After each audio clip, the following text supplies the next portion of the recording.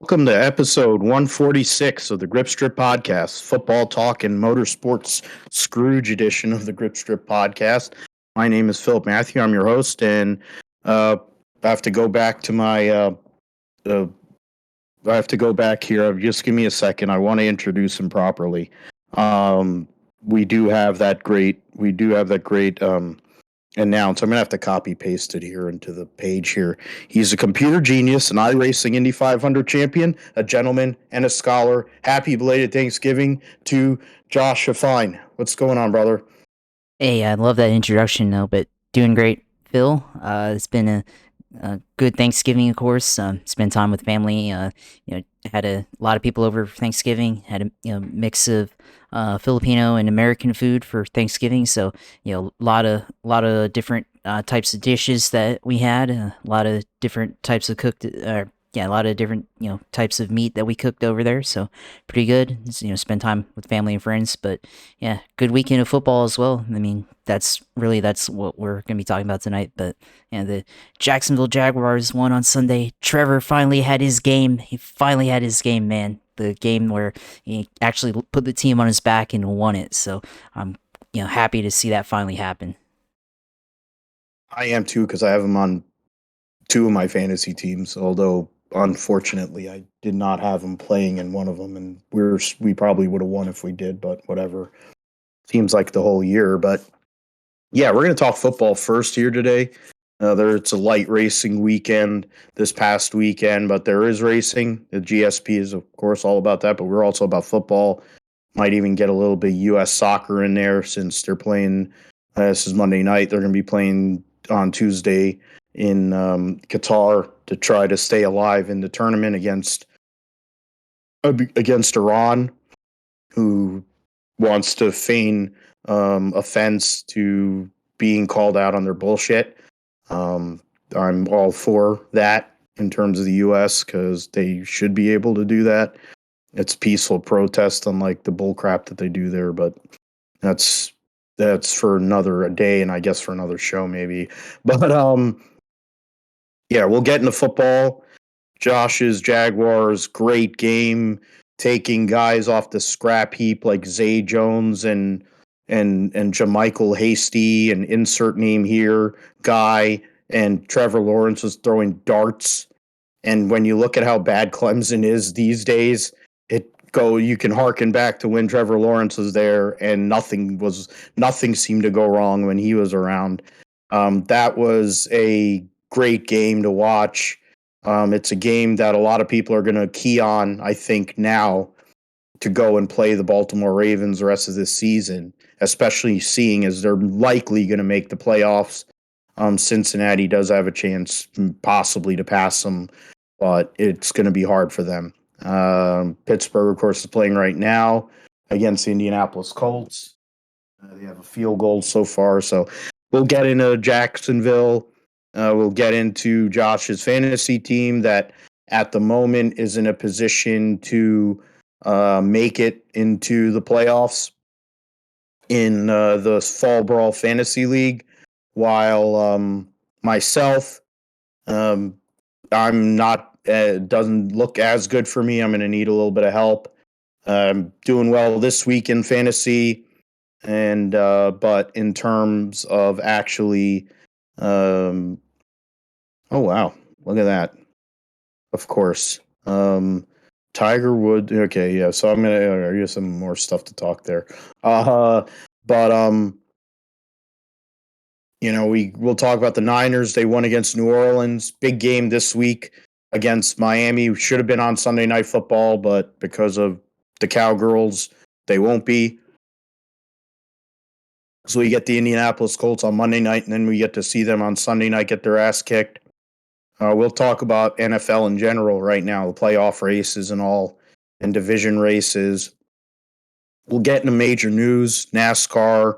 It's Champions Week. There's some stuff that's been going on the last week or so that we can get into and chew on. There's stuff also in the world of motorsports that we can also look at. We'll discuss all that before we get into the roundup. The Extreme E season finale was quite chaotic. very chaotic, and saw the big change in the points based on where the points were prior to racing there in Punta del Este in Uruguay. The World Touring Car Cup, the World Touring Car Championship, raced their last race in Jeddah in Saudi, and that's the last time they'll run that series. But of course, TCR exists in other countries, and of course here in the U.S. with the Michelin Pilot Challenge. So curious to see what some of those teams do, if they may come over this stateside or not. Supercars have their season finale at Adelaide. They will run their season finale there at the old street circuit there. They've, of course, made changes over the years, and then they will open their 2023 season at Adelaide, kind of like how Formula One did way back when they left Adelaide and then went to Melbourne. They'll run at Melbourne with the Grand Prix for the second race of their season. We had the positives, the things we were happy about last week. So what made us mad this year during the motorsport season across all different levels, all different series? Probably gonna get into some ranting about certain drivers and how they drive and some of the other BS that took place, to bureaucratic bullcrap that took place. Seems to be the same way as it is in regards to politics too, I guess. But we'll get into all that. Josh will talk about the sim game, sim side of things. I'm all for trying to get us into the Thursday night blunder deal. They don't have as many races this year. I'm trying to figure out. We need to get in there. That would be huge for us. You have to see if I can get in there. That's on. Because they always have. I forgot. That's They on have the Thursdays. Dinner with Racers, right? Yeah, they have it on their YouTube, and they have it on Facebook, but they also, I think, have I'm not sure if they have a Discord. I'm sure they do. I would assume they do. So I'd have to look that up, but that would be something for us, for Josh, because being the expert sim racer that he is, it'll be good to get in with some of those other dudes that are regulars, and get Ryan and Sean to talk about the GSP car. Would be kind of cool, but we'll see about that, and we'll close the deal. So yeah, I know Josh was going to be happy because Trevor Lawrence, the same guy that a few weeks ago, Josh was trying to, put out the pasture. He wasn't too happy with him. Well, Trevor Lawrence looks like the number one pick in the NFL draft, and he looks like somebody in a quarterback class that has definitely taken a lot of shots here in the last few weeks in terms of productivity. Trevor Lawrence, I think, has played a tone setter game against a big time team, bringing his Jaguars back at home against the Baltimore Ravens to get that victory, and in turn, I think has maybe started the climb where at least that's good. And I mean, ETN was nowhere, he got hurt, whatever. I mean, it killed me in fantasy. But in terms of like not having your number one running back and then going to like your second, third options, you're going to guys that were cast offs, and you lost your number one wide receiver there during the game. I mean, you had a lot of chaos going on, and you still won that game. I think it's typical Doug Peterson, though. It's part of why Doug Peterson is a great coach, and I don't know how he got fired in Philly, but I guess it's working out for Philly right now. But Jacksonville does have the right coach, and they do have the right quarterback, Josh. Yeah, absolutely. They have the quarterback of the future now. Trevor Lawrence has asserted himself as the guy down in Jacksonville. Throughout the year, we've seen him make some plays, make throws that, showed that he had the talent of the number one overall pick, but he also had some plays where questioned his ability to play as the number one pick. And today or yesterday, he answered that question finally. A couple weeks ago against the Oakland Raiders or Las Vegas Raiders, they had a 14-point comeback that led to a 27-20 victory there, but it wasn't a last second comeback like the Baltimore Ravens, but you could see it start to be put together, and then had a good game against the Kansas City Chiefs, even though they lost. He played really well in that game. But this game here, first quarter didn't really have much offense. Second quarter, they took the lead and They held it into halftime. Had a good pass to Jermichael Hasty. Second quarter, third quarter, no offense, and then fourth quarter, they finally put it together and they scored 14 points plus a field goal off of the turnover, and 17 points. So and the 2-point conversion. So yeah, definitely a good conversion there to get the win. But he did what he needed to do. Down 20 to 27 in the fourth quarter. 2-minute drill. It's been the question that I've been looking for this whole year, even going back to last year where he had chances needing a touchdown to either tie or win the game, and he finally answered it. And it almost looked like it was going to happen again because the defense, they gave up a score. They were already down by 2, and then they gave up a score. Deshaun Jackson burned him for 65 yards or something along the way. 35-year-old Deshaun Jackson, and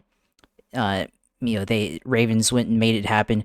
Josh Oliver, former Jaguar, got traded in the 2021 training camp, and then he got a touchdown. He had a good game and everything, and it was like looking like one of those stories where the former player of this, it comes back into his play against his former team and goes and helps get the victory for the team he's currently playing for. And then early on in that game-winning drive, Trevor Lawrence missed to Zay Jones.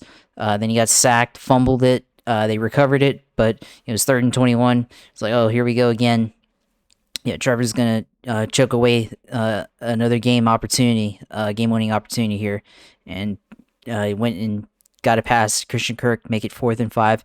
Pass it to his buddy Marvin Jones. Convert the 4th and 5. So just a really good sequence of passes.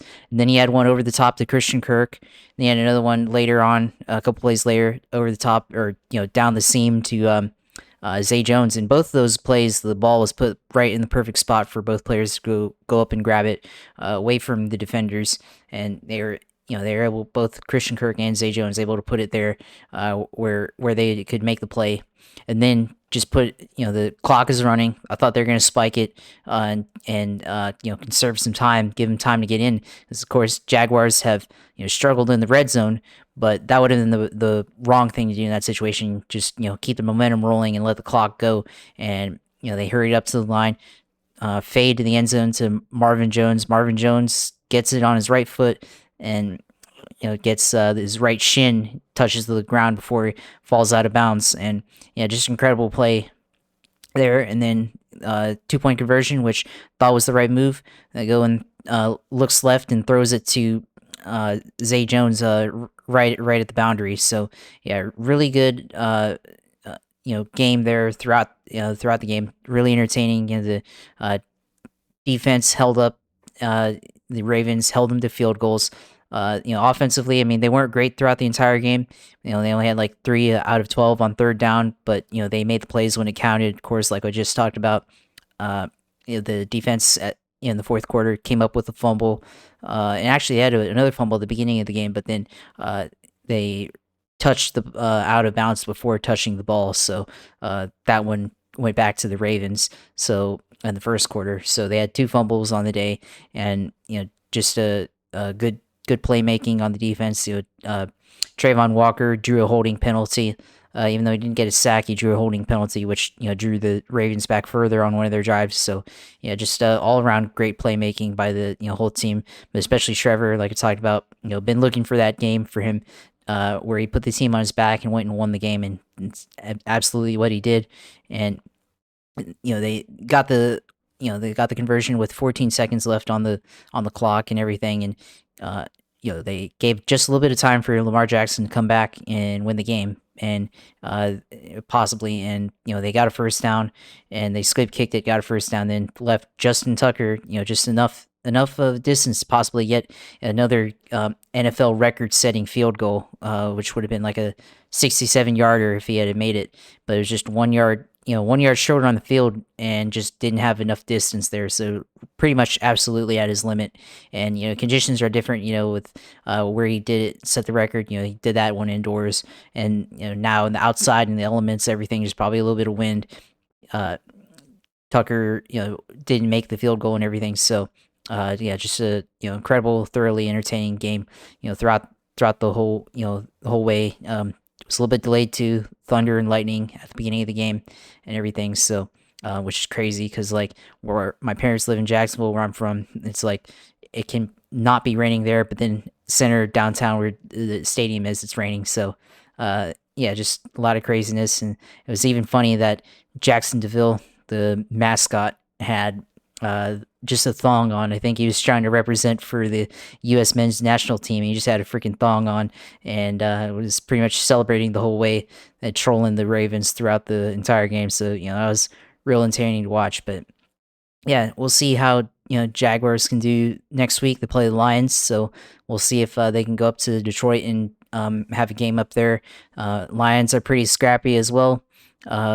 So we'll see if they can pull it up there. But Trevor went and did absolutely what he needed to do, and don't think I'm going to say anything negative for a while about Trevor, unless it's to actually critique a play. But I'm not going to have any more hot takes like, oh, he's not the guy anymore until he has a complete 180 regression or something. But today showed what he was made of and why he was, or yesterday why he was the number one pick. So yeah, glad to see it happen and everything. And at beginning of the year, beginning of the season, to put on a bet, either that they'd make playoffs or get 8 wins. Right now they're 4-7, still 3 games behind Tennessee. So we'll see if they're able to get that and make that happen. But got 6 games left, so got at least 4 games that they could win to at least make one of my bets go right. So we'll have to see. But yeah, definitely a win that I was glad to see happen and everything, and hopefully it can continue.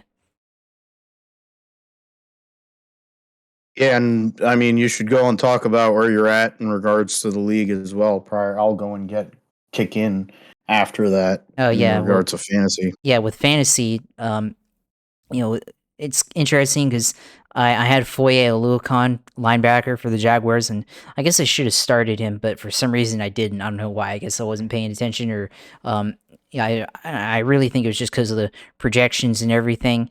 The linebacker for the Atlanta Falcons had a slightly better projection and had a little bit better rated game against the, I forgot who they played, the Redskins or the Commanders there, and Jacksonville. I guess the game matchup with the linebackers was lower ranked, so I went with the Falcons linebacker, and I should have had Luakon in there because he scored 37 points, and I probably could have used it, but I don't know how much that would have helped. Still behind against Wilson. Wilson's got a good team as well. He's got both Kirk Cousins and Justin Jefferson, so that was going to be a tough matchup. And I was watching that Thursday night game on Thanksgiving, and I was trying to root against the Minnesota Vikings, and every time they made it past to Justin Jefferson, I was just cringing because I knew that was going to help Wilson there. So yeah, just a tough matchup there. But it is what it is. But we'll see if something happens, if suddenly Najee Harris plays out of his mind or something, and Jonathan Taylor somehow doesn't play anything and plays very, very littly or does very poorly. So yeah, we'll see what happens. But it's going to end up being, I think, a 6-6 record on the year, and going to be tied again for 4th place. I might actually drop this time since I'm going to lose the tiebreaker based on points scored, I think. So we'll see how it all falls out here in a couple of hours once the Monday night game against the Steelers and the Colts finishes out. But we'll just have to regroup next week and try again and everything. So yeah, we'll see what happens. And Thanksgiving, I was talking to my brother and some our other friends. We were talking about fantasy football. I was talking about our league and how the points you're scoring, and they said is insane because we get points for RB carries, we get points for targets, We get points for a lot of things.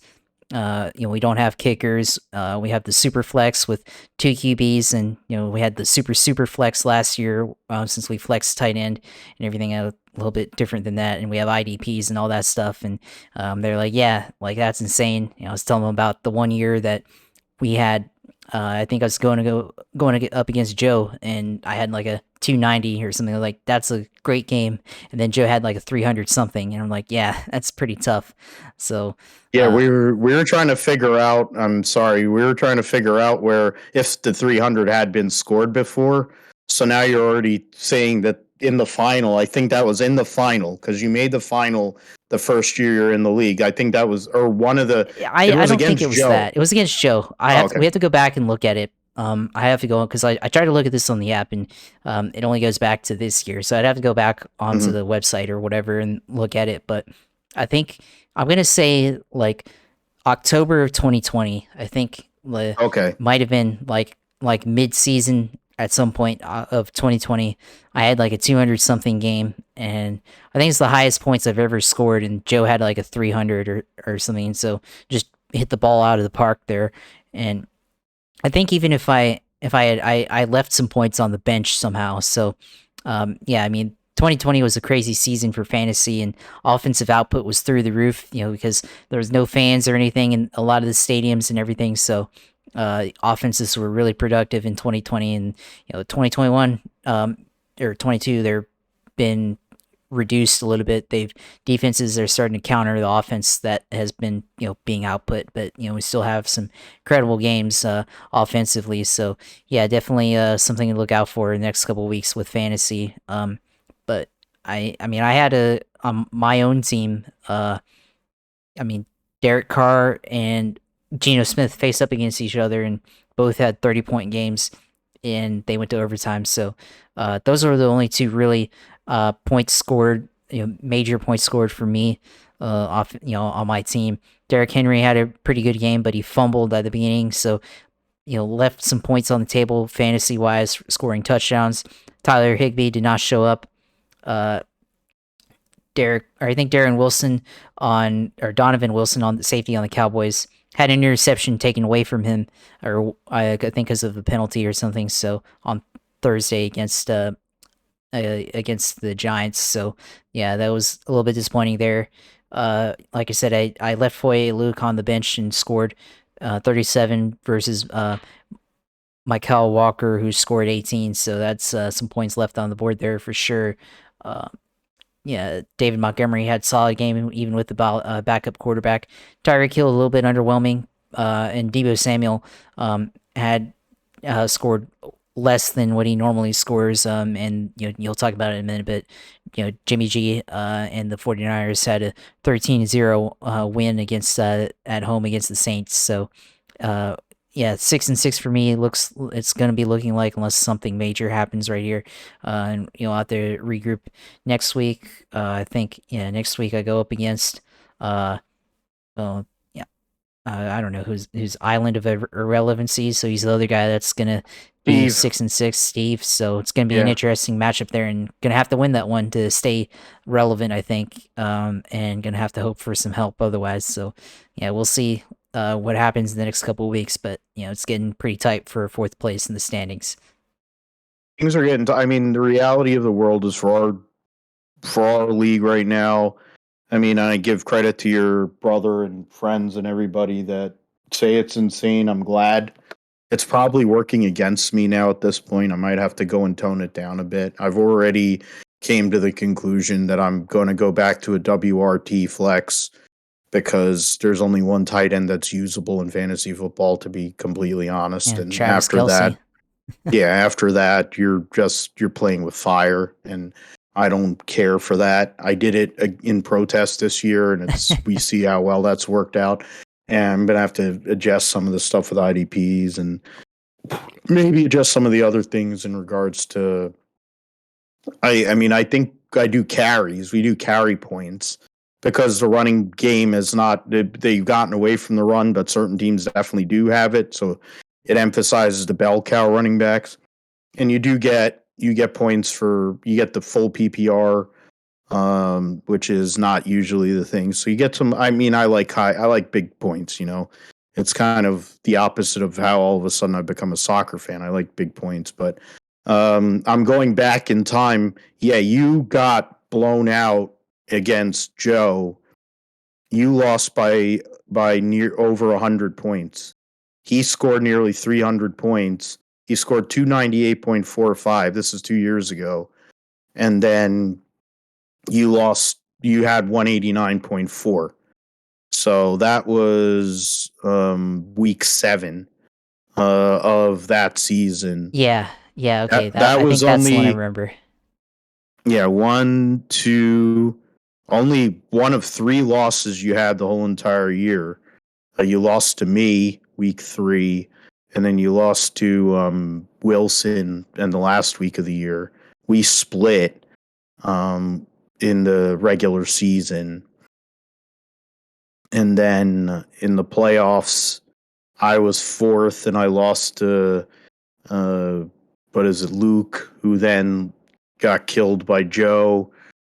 And I scored good enough. I scored 260 points in the 5th place game where I would have been able to beat him and I would have been able to beat Joe. That made me mad. And then Luke ended up getting to the 3rd place game and he scored 207, nearly 271 points. You got through in the semifinal against Wilson, and then were unfortunately taken down by Joe again in the final. So yeah, that was 2020, and yeah, this year it's not going to be. There aren't as many lean teams. It's going to be a much tighter situation for sure. I'm looking back now. We're going to bring up 2021. Vic, of course, won. I finished 5th again. You got to 3rd. So you finished 2nd and 3rd the first 2 years in the league, and I finished 5th the last 2 years in this league. So I'm starting to wonder about some stuff. As it stands, I mean, the Niners, 13-0 win.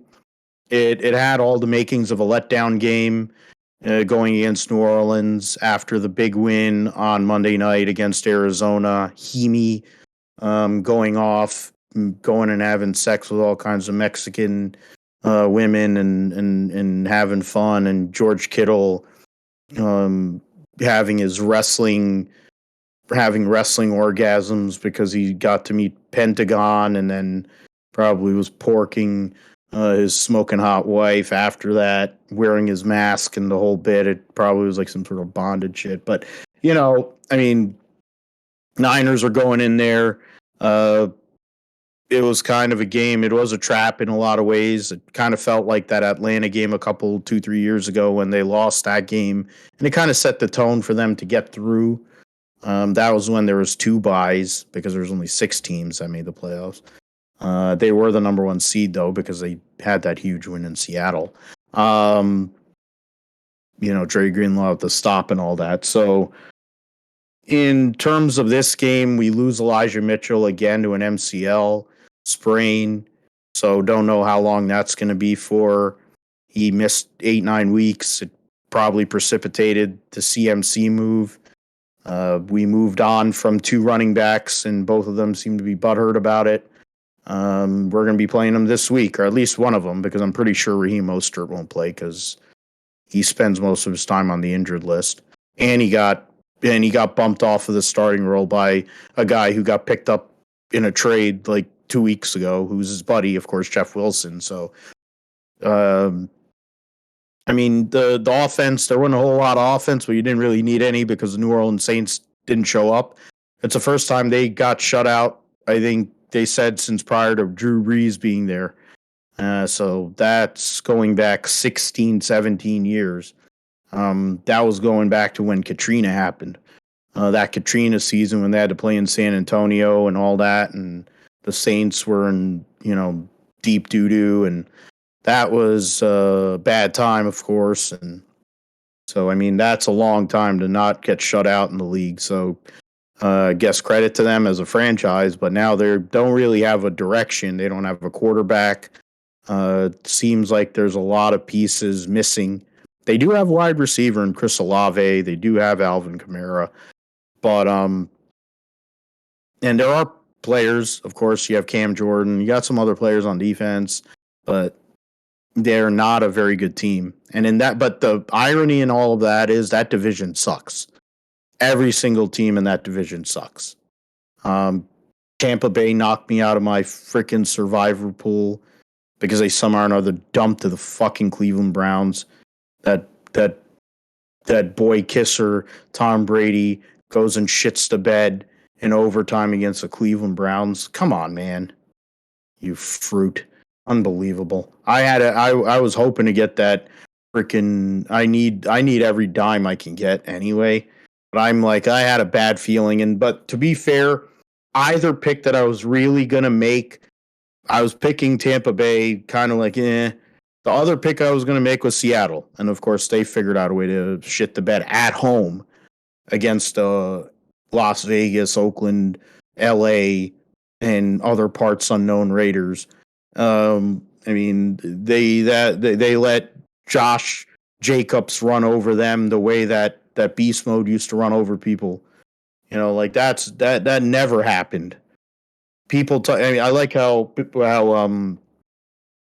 the hell's his name? Pete Carroll talks all the shit. Everybody's been piling on Russell Wilson because he sucks and he's a hack, and he's a wannabe white guy, and he can't hit the side of a barn anymore. But the fact is, if he's such a great coach, how the hell do you let a 3-win team come into your house when you're in a battle for the division and a playoff spot and get absolutely baptized? I mean, Josh Jacobs in our league nearly scored 69 points. Like that's how insane his score was. I've never seen that out of a running back. I've seen guys run for 220 and whatever, but it probably happened. I mean, I've had some really good teams, but my God, I mean, Jeff's team, this is going to be an all-timer. Jeff, who I know from working at the school that I was, like, my previous job. He's like, yo, man, I told you I'm no joke at fantasy, and now I get it. But then it also helps his team's the Philadelphia Eagles, and he stacked a bunch of players that are Eagles. He is right now at 300.45 points for this week.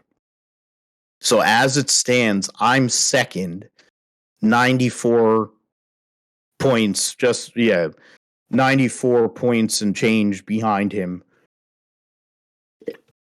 And Joe is third this week, a few like tenths of a point behind me. So actually, it would have been a very good race if Jeff wasn't around. Philly got into a shootout against the Green Bay Packers, which helped because freaking Jalen Hurts went nuts, ran for 153, threw for 157. And then you get completion points, of course, per 1.1 per point for every completion. And then he also got a tackle. And then he got the rushing bonus too. So that's 5 more points than he would have usually got. And then he got 2 tutties. So DeAndre Hopkins had 4 for 87 and a touchdown. AJ Brown 4 for 46 and a touchdown. Had 1 fumble, lost 7 pounds, threw up and broke a blood vessel in his left eye. I just read that on Yahoo, and it looked pretty gross. It looked like Davey Allison after Darryl tried to kill him at Pocono, with the bloodshot eyes and everything. It was that bad, and he still played and did what he did. And then Miles Sanders had 143 and 2 touchdowns, and he had an additional 17 yards on 3 receptions. So nearly 36 points there. Saquon, quiet day, got a touchdown. Nothing of great significance, 18.4. And then Justin Herbert had nearly 42 points. I mean, how the hell do you beat that? And then Keenan Allen had 5 for 49 and a touchdown on the bench. Amari Cooper had 7 for 94. So he had 35 points on the bench. L'Jarius Sneed, whoever Like, L'Jarius Sneed scored 23 points. I mean, what the hell? 5 Ugh, good Lord. This is nauseating to read this. And he left Brian Burns on the bench, and Brian Burns had more points than Daniil Hunter. He had Brian Burns on the bench, and Brian Burns had 2 sacks. That's ridiculous. He could have scored like 400 points. Scored 350 points. Unbelievable. I mean, the Niners won the game. They more or less got through the game outside of losing. Why am I forgetting his name? Rushing offense, yeah. And then, Elijah Mitchell. Yeah, I mean, there nothing really happened. It was a tough game to make a lot happen. I'm reading Mayoko's recap. He didn't give a good grade. Paired one pretty enough passing and rushing defense. Yeah. The defense and the special teams won the game. D'Amico Ryans is going to be a head coach in this league, and it should happen immediately. He is one of the best coaches in the game. I would think the Houston Texans, he is a former Texan, longtime Texan player. I would think they would want to do that. It would be good box office and PR. I'm sure he'd want to hire some of his teammates back, like Andre Johnson and other guys, because they need all the help they can get, because they're a fucking dumpster fire. They didn't even whatever they did on Sunday against the Miami Dolphins, they didn't even look like they could play in the Big Ten. They didn't even look like they could play SEC East. Like they wouldn't even be able to make it in the ACC, honestly. And the ACC sucks. Could they even beat Ivy League? Oh yeah, they could beat Ivy League. They could beat Ivies. I mean, I think Kyle Brandt would take umbrage to that, but they could beat an Ivy. But I think they could beat somebody in the ACC, AAC, some of them smaller. I think Boise could beat them. That's my personal. I think Boise State could beat them. That's how bad they are. They're a joke, and they're going to run Lovie Smith out the door, and it's embarrassing. They're not even a real football team right now, and it's a shame, really. And they're a badly run franchise, just like the Washington Generals, Commanders, but somehow or another they are in the playoff race, and that's insane to me. How crazy the NFL is this year, the kind of teams and this kind of stuff that's going on. I mean, we look at the playoff. I mean, it wasn't a pretty game for the Niners. They won. They're leading the division, and they're in the number 3 seed for the playoffs. And they have a 2-game lead on Tampa, so they're likely going to get the 3 seed. Minnesota's a game behind Philadelphia. Of course, they got killed by Dallas. I think the only other loss they had, I'm trying to figure out who else did Minnesota lose to. I guess I'll Minnesota bring it up lost to Dallas. They lost to the Eagles. Yeah, they lost to the Eagles bad too. So there you go. Yeah. So they've lost. So they wouldn't even get the tiebreaker if they tied. So yeah, they lost to Philly and Dallas, and then they're gonna have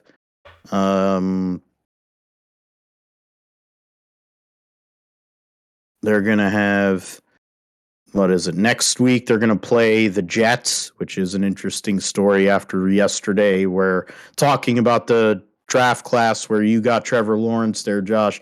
The guy who was the number 2 overall pick was sitting on the bench and didn't seem to be all that interested, while Mike White looked like Joe Namath out there throwing darts to anybody and everybody. Had Garrett Wilson benched on the team that I put on my sleeper team with me, Vic, and I have, and he goes off for 2 touchdowns, of course. And they picked up some running back, I think, from Stop and Shop, and he went and took over because James Robinson didn't play, and I think Michael Carter got hurt. So they got some guy from Stop and Shop, and he ran all over the freaking Chicago Bears. I mean, it was insane, their offense yesterday. what they were doing. As Pittsburgh, I think, has scored a touchdown here. Is that it's a pass? Oh no, it's a Najee run Harris. for Najee. All right. So Najee Harris touchdown. I think that's a 10-0. Yeah, or no, it's a 13-0 game. So yeah, another 2 field goals. Yeah, they didn't want to flex. They didn't want to flex. I guess CBS got in the way of that one. I'm like, yeah, or whoever's going to announce that. I don't know who's They've going to have never that game. flexed Monday Night Football. I don't think. Well, no, not Monday Night Football. I'm talking about Sunday night because this same shitty Indianapolis Colts team is going to be on Sunday Night Football, and they didn't flex them out for Miami, San Francisco, which is a bad look. But Yeah, I don't know how the Colts even deserved a primetime game this year.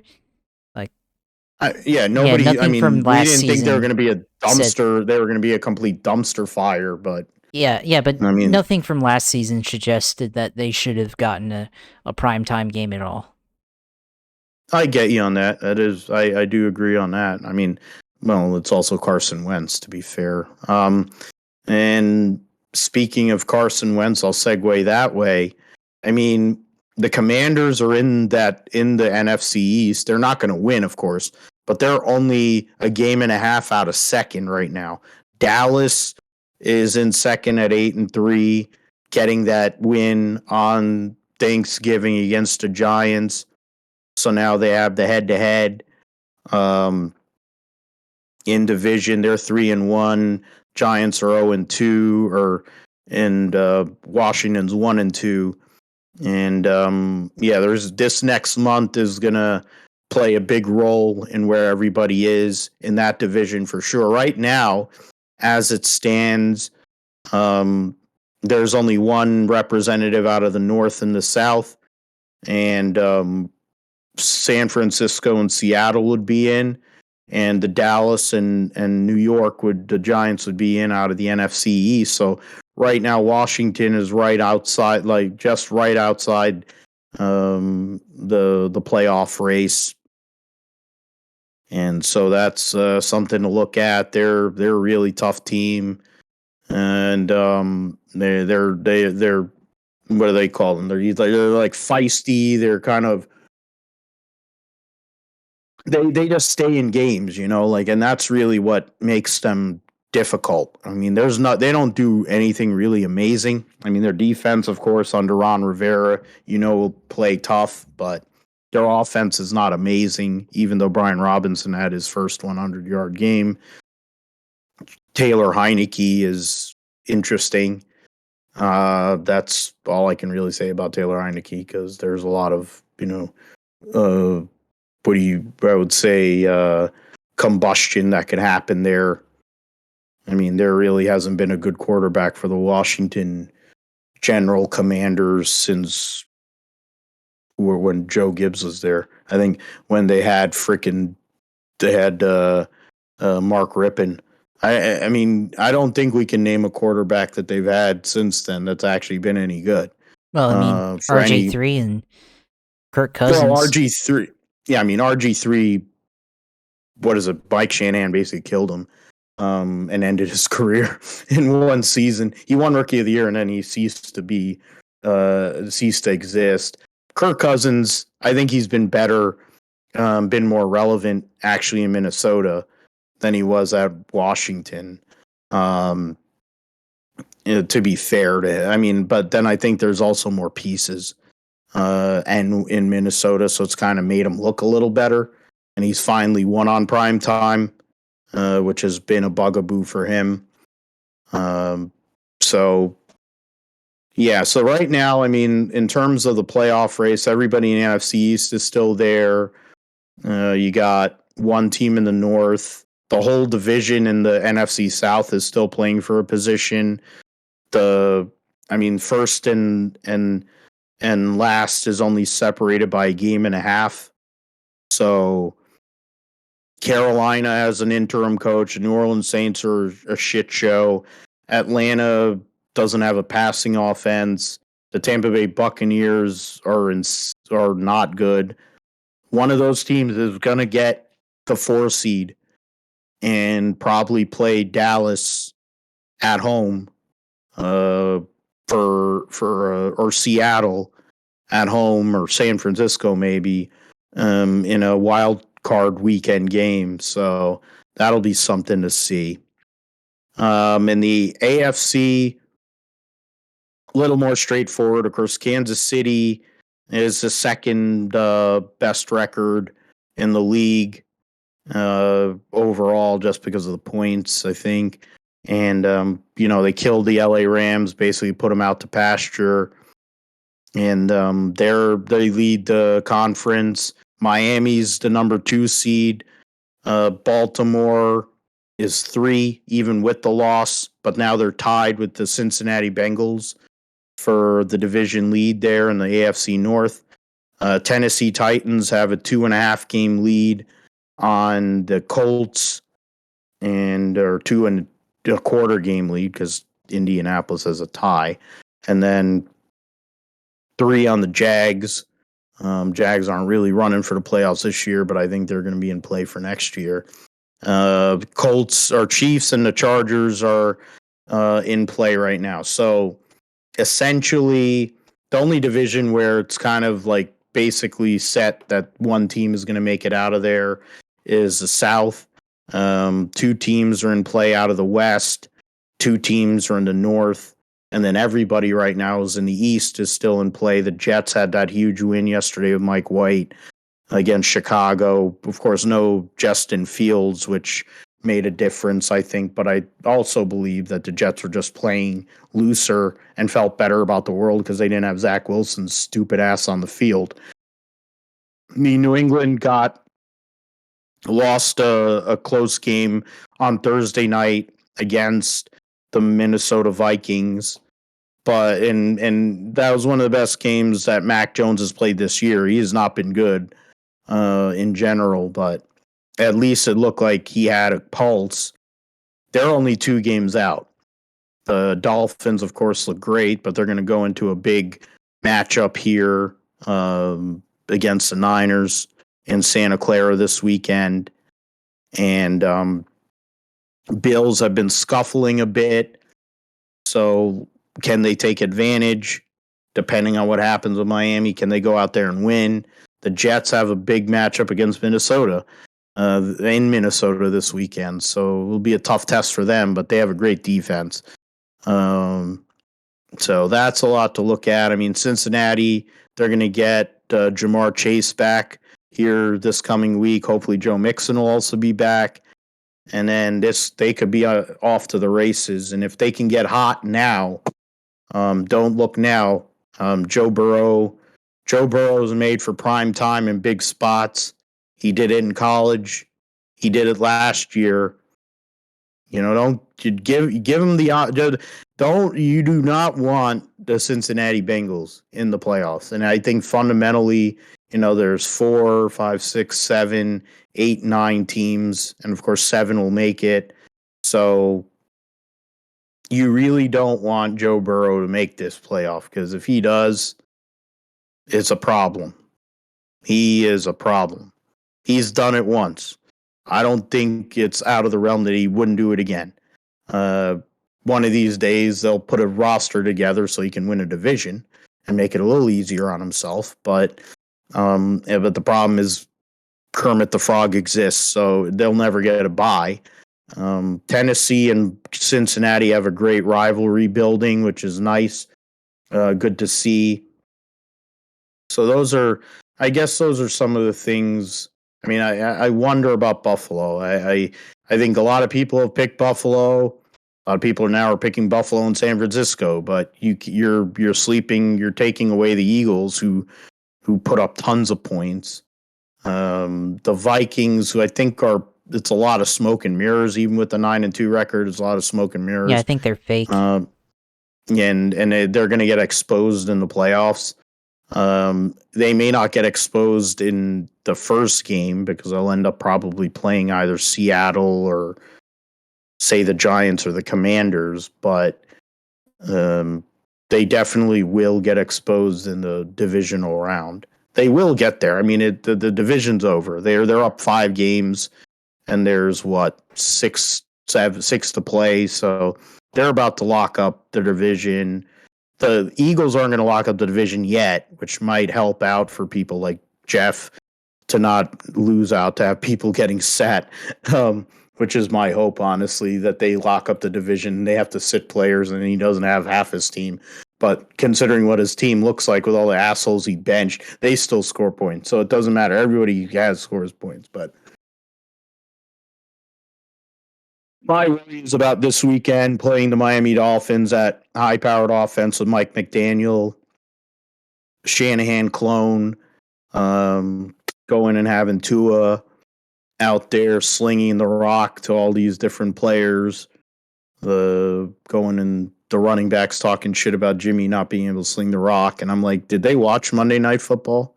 Did they see what Jimmy G did to the Arizona Cardinals? That's like the best game Jimmy has had throwing the ball since when he first came here. Because I remember games like that when he first came here in 2017, before they tore his left knee up or whatever. He tore his left knee up running against Chicago and that shitty field there, which Trey got killed at home, but they played on that shitty Chicago field week 1. And the notion is the Niners gave you an opportunity. You know what I mean? Like, at the end of the day, you wouldn't have gotten the Miami opportunity. He wouldn't have known y'all if you weren't in San Francisco. Nobody else was picking you guys up. So, like, get a grip on reality. But whatever, we'll see what happens. It's going to be a really tough game. If it's a shootout, I'm curious. I mean, the reality is Jimmy has played well in shootouts before. He did it in New Orleans back when they went to the Super Bowl year. He stayed with the Hall of Famer and Drew Brees, for drive for drive. And the Niners and George Kittle had a catch where I think he dragged half of the New Orleans defense on his back and his legs on one catch. So that was one of the highlights of the year that year. And so, I mean, that was a huge game. He can do that.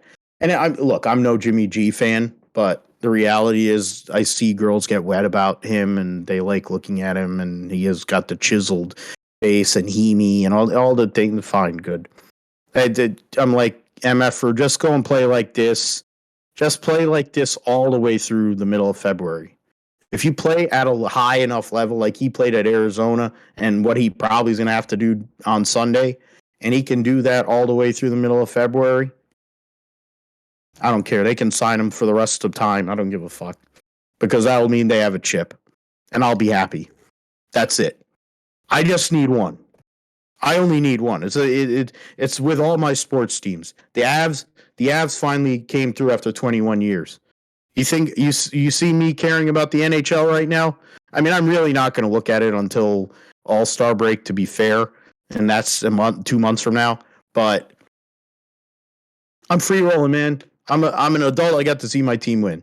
I got to see my baseball team win as an adult, and they're never going to win again. And I'm pretty sure it is. They may lose their best player too in the process, and lose a lot of fans. But the basketball I gave up on a long time ago. But here, the Niners, it means so much. And I know for Josh, if the Jags ever got there, they got close. They've been in the AFC Championship game multiple times. You weren't born when they made the AFC Championship game the first time, right? Or were you? I mean, like a little? I was You were probably very a little. year old the first time they ever made the AFC. That was the Championship second game, year of their and existence. I mean, that was even before my family even lived in Jacksonville, or I even was a fan. So I was like a decade before I even knew them, and everything. So where were you at before Jacksonville? I mean, I'm originally from Norfolk. Okay. Yeah, it's military service and all that stuff for my father. But yeah, I mean, well, thank you to your dad for that. Yeah, but yeah, I mean, I didn't start really watching football until maybe I don't know, 3rd or 4th grade or something like that. Yeah, same as me. So Same as me. I only started watching. I knew about stuff around that age, and I really started picking up on it when I was like 8 years old, really, and that's where we're getting to 30 years now here next year. So Yeah, I mean, for me, like, I mean, I knew about the Jags and I'd watched them on TV a couple of times when I was a kid, like, before third or fourth grade. But I guess, yeah, around that time, I uh, got into it, I guess, and started watching them following more, even though I was not in Jacksonville at that time. I was overseas. But yeah, when I got back into Florida and everything, that's when I really, started rooting for them like hardcore and everything. So yeah, got that. And yeah, it's been a rough, like, basically my whole time up until 2017 like was all losing seasons and everything. Where we had that one 8-8 year with the Hail Mary and the 59-yard field goal from Josh Scobie. So yeah, it's been all losing seasons, except for that 2017 year. But the reason why this one is so meaningful, the win against the Baltimore Ravens, is because the Jaguars have been 0 for 162, an entire baseball season worth of losses where they were trailing by at least 7 points or more within the final 2 minutes of a game, and they finally had one. So now they're 1 for 162. So, um, that's what having quarterback like that can do for you. So yeah, yeah, that's what makes it meaningful. But yeah, this is the whole league and everything right now. We have a lot of things that are still wide open around the league, and we're gonna find out this month here in December. We're gonna find out who's for real and who's yeah. who's a pretender. I mean, I can already tell you, like I said earlier, the Vikings pretenders. I think Cowboys. I don't know yet. That's a tough one. The Eagles. I think the They're the Eagles are. Cowboys Yeah, for. I think the Eagles are for real. Oh yeah, Yeah. The 49ers, I think they're for real. As long as Jimmy G doesn't, make too many mistakes, I think they're for real. The health plays a role in that too, across the board for them. Yeah. And I think, the uh Seahawks, I think they can be a sneaky team. They might be one of those teams that, they started out pretty hot and they've gotten a little bit of cold recently, but they still, pretty formidable, and they can't take them lightly. So, it's Yeah, gonna be interesting. But yeah, the AFC, um, I actually don't think the Jets are gonna make the playoffs. I think they're gonna fall out, even with Mike White. And I think the Chargers, and I think the Bengals, based on quarterback play, I think Bengals and the Chargers will be in over the Jets and you have one other wild yeah, card one too, one though. other wild card. I was looking at this last night, the playoff simulator, So it'll and be Buffalo. yeah, that's really tough. That's really tough. Fading Buffalo, but Josh Allen's been cold recently, so could happen. Oh, he can. This is right now. The pressure in a lot of ways is on them, but then it's kind of off because now everyone's like talking about Miami. So now they might go underground for like 6 weeks outside of if they play them again, and if they can split with Miami, then things might get back into play. They need to run out these last 6 weeks and really play tough. That's a huge thing. I think for those two teams that in that AFC East, whoever can swap around and get the home field, because it's the difference between being a 2 and a 5. The 5 you're going to be playing on the road more than likely for every game and 3 games in the playoffs. If you or yeah, you're going to play on the road every game. If you're a 2, there's a possibility Kansas City by chance gets knocked off by, say, a Cincinnati, by whichever other team that doesn't get that division. And then all of a sudden you have a home game in Buffalo in February or whatever, late January, whatever the hell, when it's going to be like minus 30. And you could actually have a big advantage, especially against Miami. Think about Miami trying to play in that, forget it. There's no way Mike McDaniel's gonna, as much as Mike McDaniel's a genius and all that, he ain't gonna be able to prepare those MFers to play in minus 30. I don't give a fuck what the hell he he ain't that. He's smart and he's an interesting dude. He ain't that good. And I'm gonna say that right now. You can quote me on that. You can go and write it on stone, whatever. They ain't gonna go to Buffalo at -30 and win in an AFC Championship game if that actually happens. I would like to manifest a Buffalo Miami thing, so that means that Kermit the Frog is sitting at home. Personally, I'd rather have Buffalo Cincinnati because that would be a really effing good game because those are two teams that kind of match up with each other, and it could be a shootout between Josh Allen and Joe Burrow, and that would be awesome. I think that would be the best game out of any of them. Yeah. Because Go ahead. Yeah, go ahead. Oh, okay. No, I was saying like I was looking at the playoffs and yeah, Bengals are already in, so they're in the playoffs now. The Jets, I think they're gonna fall out, and I think they get replaced by the Chargers. That's what we go with. Yeah, I mean, we have time. I think we could run the algorithm here prior to our break. I think that would be an interesting way to get that one in the playoff algorithm prior to the break and then see how it works out. We'll have another 3 weeks or 4 weeks of data at that point for sure. And yeah, my other team on the Yahoo side, I've figured out a way. I figure out ways to lose games in this league like nobody's business. I mean, I'm losing to a team that's worse than me. That guy, he's a team that's been in this league. I've been in this league for many years, but I matched him. I mean, he had a little more productivity, or my wide receiver productivity. I had Chris Olave playing, so that was a problem. But my productivity at wide receiver relative to him was about equal. Gave up like a couple of points to maybe a point and a half because Dak Prescott had 2 picks because he's a bitch. Alvin Kamara didn't exist, so my running back play beat his barely. What's his name? The tight end for the new Juwan Johnson, after having a great run, put up a donut. He wasn't the only one that put up a donut yesterday at the tight end position. Part of the reason why I hate the fucking tight end position. And I'm a George Kittle fan. I mean, George Kittle's one of my favorite people in the world. He's going to be a WWE or AEW champion at some point. Him and Claire are going to make beautiful babies. But the tight end position sucks in fantasy football. I hate it. Put it as a WRT. If you want to draft a tight end, God bless you. Waste a draft pick on that. I'll pick a running back or a wide receiver, and then you can do whatever the hell you want with that. That's what's going to happen. I had Robbie Gould. Everything else was pretty equal. Essentially, the reason why I'm going to lose this week is because I got no points out of my tight ends. And I left Christian Watson. I have Christian Watson on my team, and I felt like I had an inkling like I should just play him because that's literally the only person Aaron throws to. And if I had him, I could have made up for the donut.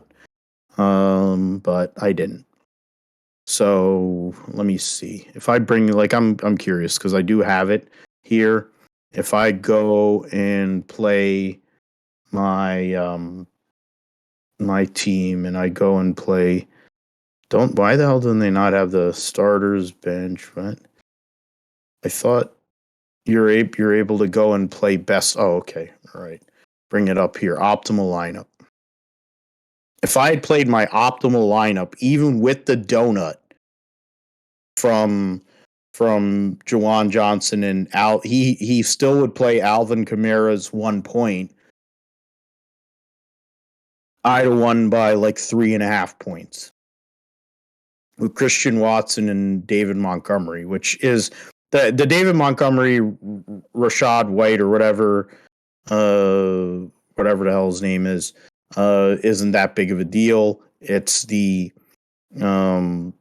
it's really the wide receiver pick that I made with Chris Olave, which in a standard league you can't really play him, especially the way the New Orleans Saints are playing football these days. Might have been a touchdown or a pick, or did he throw it to George Pickens and he dropped it? Yeah, and I have George Pickens, but I have him on the bench. And then in our sleeper league, we're going to lose again, and we're now in a tight playoff deal there. So I'm in the mix. We're in the mix for playoffs on all three of my teams, but it's just not pretty. So if it's going to be that way, the Niners better do something. That's all I'm saying. Let's get into some of the racing news, Josh. It's Champions Week this week. It'll be in Nashville. Going over all three champions. We'll have Joey Logano as a two-time Cup Series champion. Keebler Gibbs celebrating his Xfinity title and taking Kyle Busch's identity to the Cup Series with the 54 and being a douche. And of course, losing his father, big deal with that. So I think there will be motions there for him and for his grandfather and his whole family. Zane Smith, of course, celebrating his Truck Series title. And there's been racing, of course. They'll be at Nashville. It'll be on Saturday afternoon, and they'll have it on tape delay on Thursday. Yeah, so it actually is on Thursday night. So, and then they'll tape delay it and they'll show it on Saturday evening, I guess. Yeah, that's what it looks like. And then seems like a weird, like they're condensing everything into a couple of days. Used to be so much bigger, but I guess that's old NASCAR compared to new NASCAR. In terms of other news, Josh Berry won the Thanksgiving Classic at Southern National in the Bass Pro Shops late model number 3. A week after his buddy and owner, Junebug, got into a bunch of argy-bargy running that car, and he had an interesting race for sure, but he kept it clean enough, and Josh Berry went out there and won, and now he has 100 wins as a driver for Junior Motorsports, or JR, Junior Motorsports, 95 wins in a late model and 5 wins in the Xfinity Series. And 5, and he made, and I mean, he had a couple of wins this year. He had 3 wins this year, I think, and he had 2 last year running a part-time schedule. So, Josh Berry, a lot of news going on with him. TJ Majors is going to be a spotter. So they've kind of connected, and they've built a relationship there through Junior. So now he's going to be a spotter, which is a huge deal. It could help him, especially on the super speedways. TJ is one of the best in the business. He also, of course, spots for, or used to spot for Joey. Now he spots, and he switched to Brad. So he's with Brad in the Cup Series. Coleman spots for Joey. The other piece, Josh, the Junior Motorsports is making a bunch of crew chief changes. What is it? Jason Burdett is going to go to the 9, which will be run by Bruckshot Jones with Menards as a sponsor. Taylor Moyer is going to move from the 1 car to the 8 car, and to work with Josh Berry. Jason Burdett has been with Allgaier for 7 years, so that's an interesting move there, honestly. And Bumgarner is going to run he's a director of competition. They replaced Ryan Pemberton with that. And then, so that's Taylor Moyer will go over there. And Barry and Sam Mayer. Yeah, he was with Barry when he was running his limited races last year. So he has experience with them. And they won 1 race together. Then what's it called? Jim Pullman, who is somebody who is familiar with Justin Allgaier coming from Oak Lawn, Illinois, which I think is the same town that Allgaier grew up in. So he worked with Allgaier when he won the ARCA title. And he's been a crew chief for Juan Pablo Montoya. He's been at RCR. He has a lot of experience, so pick up there. And then Marty Lindley, who's been at KBM and is one of the great drivers in his driving career. He was one of the best there was in late models, and I think Hooters Pro Cup and all that in his day. And now he's he crew chiefed. He worked with Sam Mayer and K&N and Arca Menard, so they have a existing relationship. So in the end, there are changes, but all these guys have somewhat of a connection in a way, except for Bruckshot and Jason Burdett, but Burdett is their lead dog, I guess, in terms of crew chiefs at that organization. So, I mean, you're the junior guy, Josh. What are your thoughts on some of the things with Josh Berry? A lot of stuff going on with him, leading into a year where it might end up possibly leading to more things if things go right for him. Yeah, I mean, Josh Berry has been a phenomenal driver for the late models for Dale Jr. For many years. Finally getting his chance up in the Xfinity Series that could lead up to a Cup spot in the future. So what we'll see how that happens and everything. And I think here for now, TJ Major's spotting for him. This can be good. TJ's one of the good spotters. Certainly really good on super speedways. This since he's been with Junior. So I think that should be interesting to watch out for. Next year for Junior Motorsports. They're kind of shaking up things. New crew chief for Sam Mayer, like you said, Josh Berry, Taylor Moyer, still the same crew chief. So so he's going to return to the number 8 car. Spent 22 with Sam Mayer. I was looking at the chart, and J-Ski was a little misleading there, but that should be interesting. New crew chief for Berry, so had a pretty good 22. So if he can come out, Taylor Moyer, I think he's a good crew chief. He's done some things with Sam Mayer. I think he was one of the crew chiefs for the 8 car back in 21 and 20 when Junior and Josh Berry were doing it part time. Yeah, and Berry was with Josh Berry when he won at Martinsville. Yeah, that's in 21. That's true as well. So that's gonna be interesting. Jason Burdett going to the number 9 with the new driver Brandon Jones. So he's gonna have a new crew chief anyways. So we'll see if Burdett is able to if he's able to get enough out of Brandon Jones. It's gonna be interesting with how Brandon Jones coming from Gibbs, modest career in the Xfinity. He's going basically to what became the best ride in the Xfinity Series last year with Noah Gragson. Can he perform at the same level, or at least be a net positive for them? That we'll see. And Jim Pullman going from RCR to JRM. New crew chief completely for Justin Allgaier.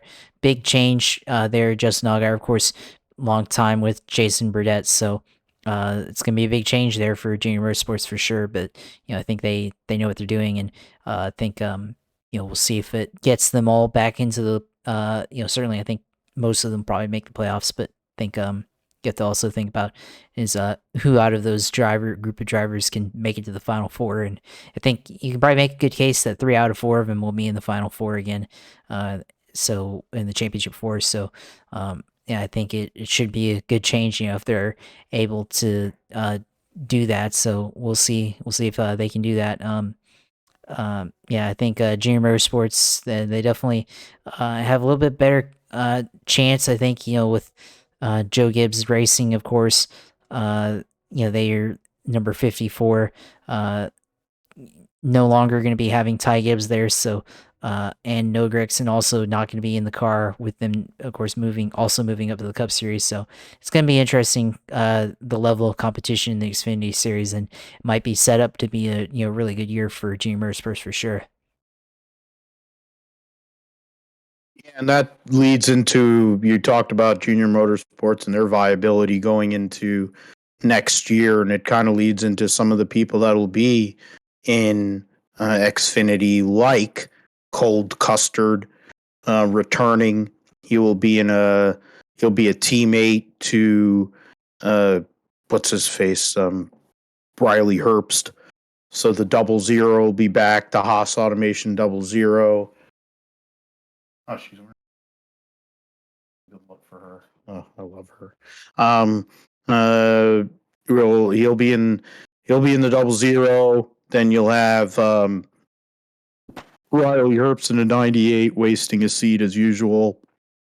There was rumors that he would get replaced by Haley Deegan, since they're both Monster Energy people. But I guess there's more than just the Monster Energy money. The terrible Herbst money is strong, because Riley Herbst is terrible. And I think Cole Custer, he got to a point where he was a factor in the Xfinity Series. He's able to win there, and having to reset for a year, he might have to reset for a couple of years, considering where Stewart Haas is at. I would assume the way things are, of course, if you've been in, if you haven't heard the news, Ryan Preece is going to take the 41 car over for next year. I think it's a precursor of future events with Stewart Haas. Essentially, the only car that I think is solid for the next 3 to 5 years is the 14 with Chase Briscoe, not only because of Ford, but because of the connections to Tony. Mahindra is a big company, and they really love Chase Briscoe and his other sponsors he has with High Point and High Point Solutions, and of course Ford Performance Racing.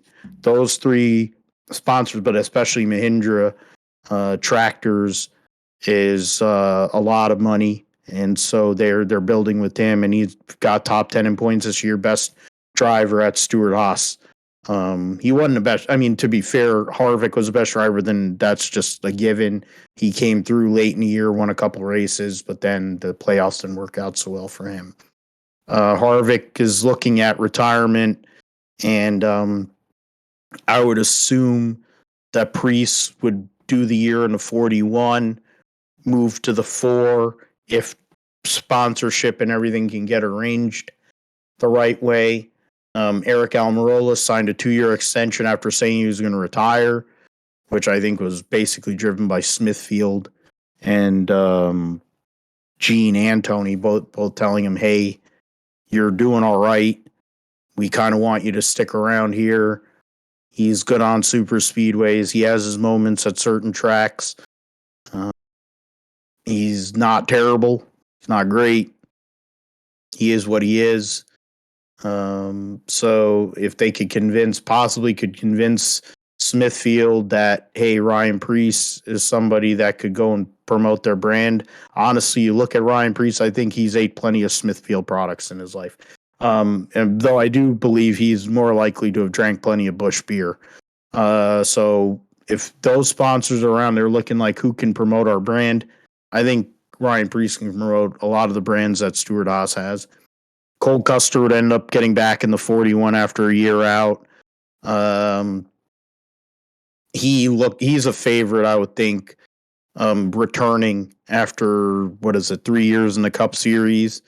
And I'm not sure what their team setup's going to be. They're probably going to have to hire some people, but I'm sure people are going to want to get on that team. There aren't that many Fords in the Xfinity Series, too. And you think about, I think Deegan's probably going to be in the Xfinity Series with SS Greenlight. Ryan Sieg's program. I think Parker Retzlaff, I don't know what his deal is, if he's going to go to the what do you call, what's that team? Our Motorsports, since he ran with them, or Sage Karam. There's a lot of moving pieces and parts. Joe Gibbs has not announced anybody for his Xfinity program yet, or Sam Hunt. So Toyota doesn't have anybody in the Xfinity series right now. Chevy has their program set with both RCR and JRM. Ford has one team really set, and maybe, Ryan Sieg, of course. So that's 3 cars, but we don't know where the other Fords are going to be. So there are a lot of moving pieces and parts that are going to happen, not only on the Xfinity side, but the truck side. There are some things that have been announced, but a lot of it hasn't. We'll be here to go and inform everybody on those pieces, for sure. I mean, Hendrick Motorsports is going to run their 17 car in limited races amongst all their drivers. So that's something. Yeah, Scott Zipadelli said he was going to leave HRE. So I kind of feel like Scott Zipadelli might be the crew chief at the 00 car. I'll just go out on a limb on that one. Yeah, we went through some of that. Like, congrats to Daniel Suarez proposing to his girlfriend Julia PK. The fact is, Julia doesn't seem to be as dumb or fucked up as her other sister or dad or whatever. So credit to her. Roger Penske is going to receive the Autosport gold medal in this weekend in London. So because he's the captain, he's a GOAT of motorsports and business, even though some of the decisions we'll talk about with IndyCar here later may not be the greatest, but I think it's more business driven, unfortunately. Garage 56, they might make some changes to the car based on what they're doing for Le Mans, which tells you that Chad Knaus is still an innovator and knows what the hell he's doing. Hopefully it'll help the product on the road courses and on short tracks in that side. Yeah, I mean, in terms of other motorsports series, IMSA talking about how their testing is going prior to homologating their cars for LMDH, and amongst all the brands, because you got 4 brands going on there. You have Acura, Cadillac. You also have BMW and Porsche with Penske. I'm surprised I forgot Porsche, because they've had the most testing with their car compared to the other teams and other brands. But I think it's going to be a very interesting way to go for the Rolex 24. It's not going to be easy. I doubt it. I mean, they talk about it being a sprint at the Rolex 24, but we're going to have time here over the next couple of months prior to the Rolex 24 to see where people are and how things work out that way with those cars and some of the other changes. Okay. Interesting. Okay. So, that's some news that was on motorsport.com, and thanks to Jay Ski for some of the other pieces we were talking about there. In NASCAR, I was reading some of the other stuff with Gran Turismo. Their Ferrari's making a special car for Gran Turismo. I talked about Super GT, Bertrand Baguette, who moved from Honda, came to Nissan, helped Nissan win their first Super GT championship since, in 7 years. Yeah, 7 years for Nissan, and the first championship for the Impul team since 1995. So that was a huge deal for them. You're talking about that. We got some other stuff there we'll get into here in a moment. got some MotoGP stuff. Charus, which had Logan Sargent in F3 last year, has been taken over by Paul H. Muller, who runs PHM Racing, has run in Formula 4 in the UAE, Germany, and Italy, and now they're going to sanction or co-run programs in F2 and F3. So he has a couple of drivers that probably would be in play for the 2 of the 5 seats that exist amongst Formula 2 and Formula 3. So we'll see what happens with that as the off season goes on.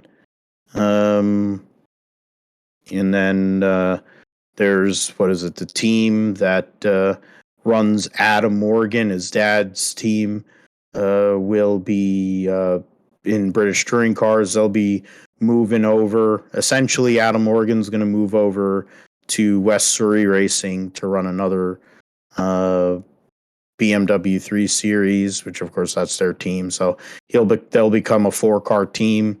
He'll be joining 4-time series champion Colin Turkington, Jake Hill, and Stephen Jelly amongst that organization. So that'll be a formidable team there. And the IndyCars is hybrid proceeding by time 23. Okay, well that's good. Hopefully somebody else helped with that. Push to pass. Okay. And then Jeddah, the Saudi track, they've made some changes to the track prior to the 2023 Formula One weekend there, opening up some sight lines and widening out, moving some walls, which is a good thing. Might help with safety and help with possibility, not as much in regards to overtaking, might be straightening. I think they've moved a lot of the moves or things that they've done. They're moving walls. It's not as much about going and straightening out anything. I think they're widening. They put more different curbs and stuff like that. So it's a dangerous track. We'll see what happens with that there and as we go on. Roundup time. Let's get into that here. In the first piece is the Extreme E in Punta del Este, the finale of the Extreme E Championship was chaotic for sure. As I mentioned earlier, the Apt Cupra team of the Apt Cupra team. Why is it? What the hell? Okay. Nasser Al-Attiyah and Clara Anderson get their first win in the series. And then in the, I'm trying to find the results. I should have went there. Yeah. That's what I'm going to do. And then we're going to go and do this over here. So bounce back for, and then the McLaren team of Tanner Faust and Emma Gilmore finished second, and third place was X44's Sebastian Loeb and Christina Gutierrez. That's Lewis Hamilton's X44 team. Gets the win, gets the championship in the final round of the season, beating the team that had led the championship for most of the season and was the defending champions, Rosberg X Racing. They had issues in qualifying and then got knocked out in the eliminator race, the crazy race as they call it, which had the X44 team in it. So then once they got through they were able to get into. They were the last. They were the last team that got through because top two teams get out of the top two out of each semifinal. So in the crazy race, they got through. So, great deal, Lewis. Of course, bad year in Formula One for him, but he gets to hold up a championship with a fellow GOAT and Sebastian Loeb, one of the greatest rally drivers of all time. Cristina Gutierrez getting that victory, so credit to them. Nasser Al-Attiyah, multiple-time Dakar Rally champion, amazing driver, getting that victory for Apt team is a big one. There in the Extreme E series, issues for the Andretti Autosport team in both the semifinal and the final, both for sexy Katie Munnings and Timmy Hansen, got them. They had issues and got penalties, so that was part of the reason why that X44 was able to get that third place. Otherwise, they might have lost the championship. So it is what it is there. And that point, Andretti's team has been competitive, but they've had some problems. The Ganassi team, with another sexy chick in Sarah Price, she made contact with Molly Taylor and in the first semifinal and knocked off a flag. So then she had penalties going on with that. And then RJ Anderson was filling in for why am I forgetting his name? No, what the hell? Now I'm blanking. It's so bad. I'm blanking on her usual teammate. Extreme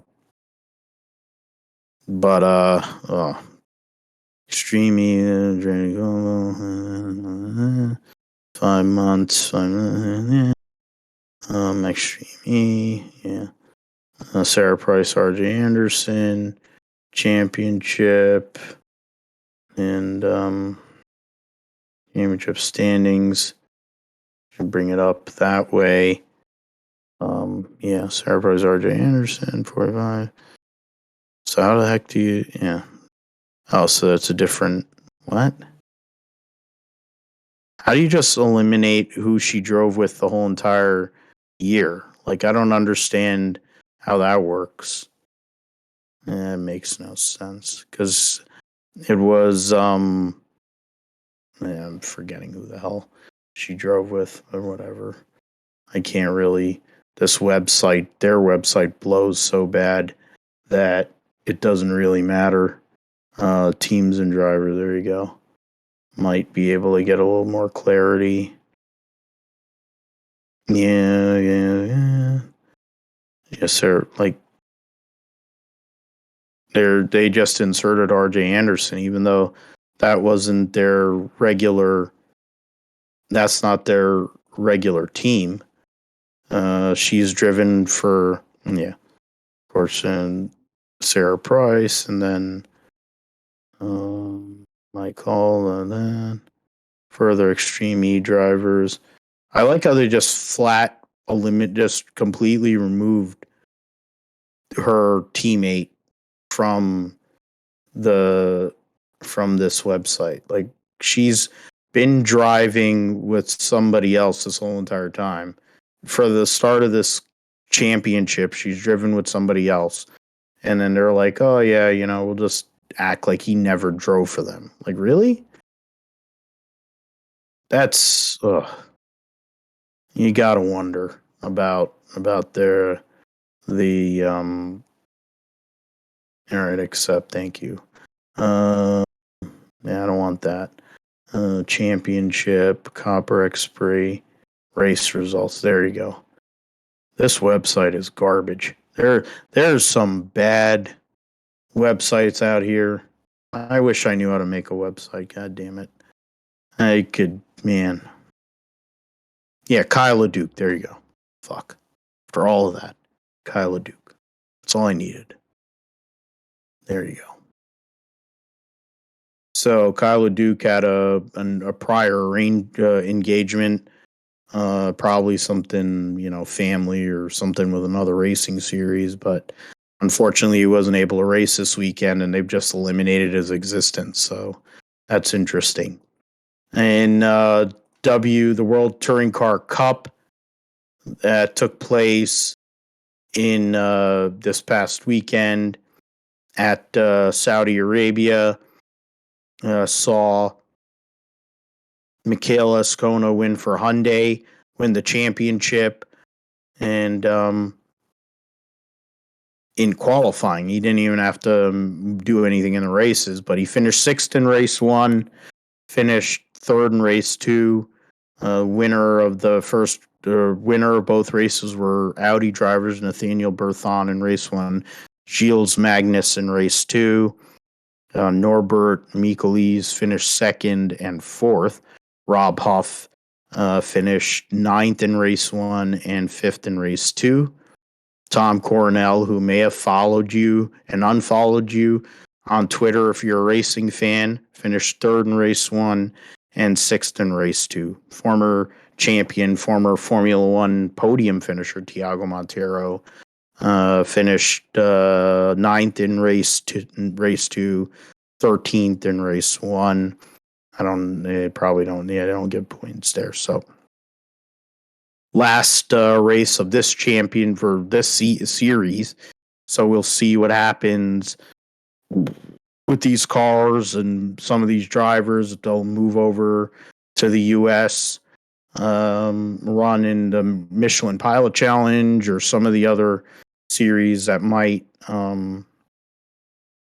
be able to accommodate the TCR cars there.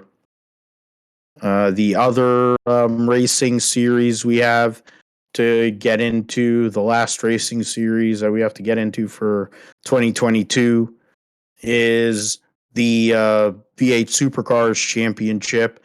They'll be running at Adelaide this weekend for their season finale. I mean, Shane Van Gisbergen essentially has won the championship. He just has to show up. There's going to be some throwback liveries this weekend. You're going to have the Waukesha Andretti United team in their last race prior to moving to Ford. So that's something. You have going back to Adelaide, first time in a few years, prior to them becoming a regular staple on the schedule again. Motorsports day clash. Okay. Nice suspended announcement for live center. Same date as Rostrum speeds. Oh, okay. No, that's interesting. The turn of the negotiating circuit on Melbourne reclaim them. Okay. Oh, so who knew that they bring back the Sandown 500 and then they had a clash with cams with that. So Supercars Championship will go into the points. Other than that, the Repco Supercars Championship, the Clasher Vingers are in the Trigger's record run. I don't want to hear that. Holdsworth proud of the Reynolds return to form. Oh, look at that. An old Scott McLaughlin Super 2 Ford. And he'll be announcing this weekend at Adelaide for the Fox announced team there. Bring up those two series. In Repco Supercars Championship, the driver's team. Okay, that's what I want. And then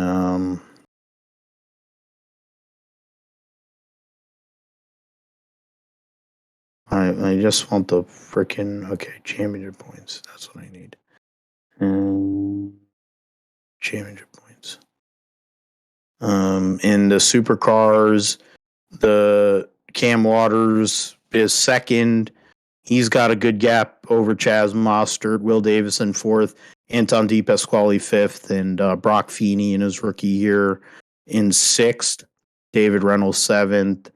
Brody Kostecki, Mark Winterbottom, Andre Heimgartner round out the top 10. And then, I don't know if, do they have a teams? Yeah, the teams, the Red Bull AAA team has got a similar gap in the teams championship. And then the, what do you call, the Ford, not FPR, I forget what they call Cam Waters' team. He runs Monster Energy Racing and Snowy River Caravans. So he drives, he drives for Tickford, yeah, the Tickford Racing team. So that's the second. So it's a second place team, yeah, okay. And then so now they're Monster Energy Racing, yeah, so he's in third, and then Walkinshaw Andretti United, fourth, Penrite Racing, fifth, Boost Mobile Racing by Erebus, Derwin Racing, and Toyota Forklift. So that's the Team 18. Boost Mobile Racing is, I think the Erebus team. Yeah, I think Erebus is, Erebus is the Boost Mobile team. Walking, yeah, so.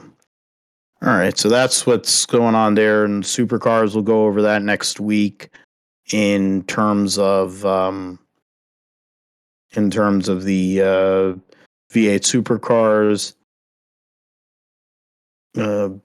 Was it called Declan Frazier? I think is the series points. So Declan Frazier, who ran at the Bathurst 1000 along with Zach Best. It's a 75-point lead there for Frazier, who drives for Triple Eight in the Super 2 Championship. Zach Best drives for Tickford, and I think he's going up to the main game.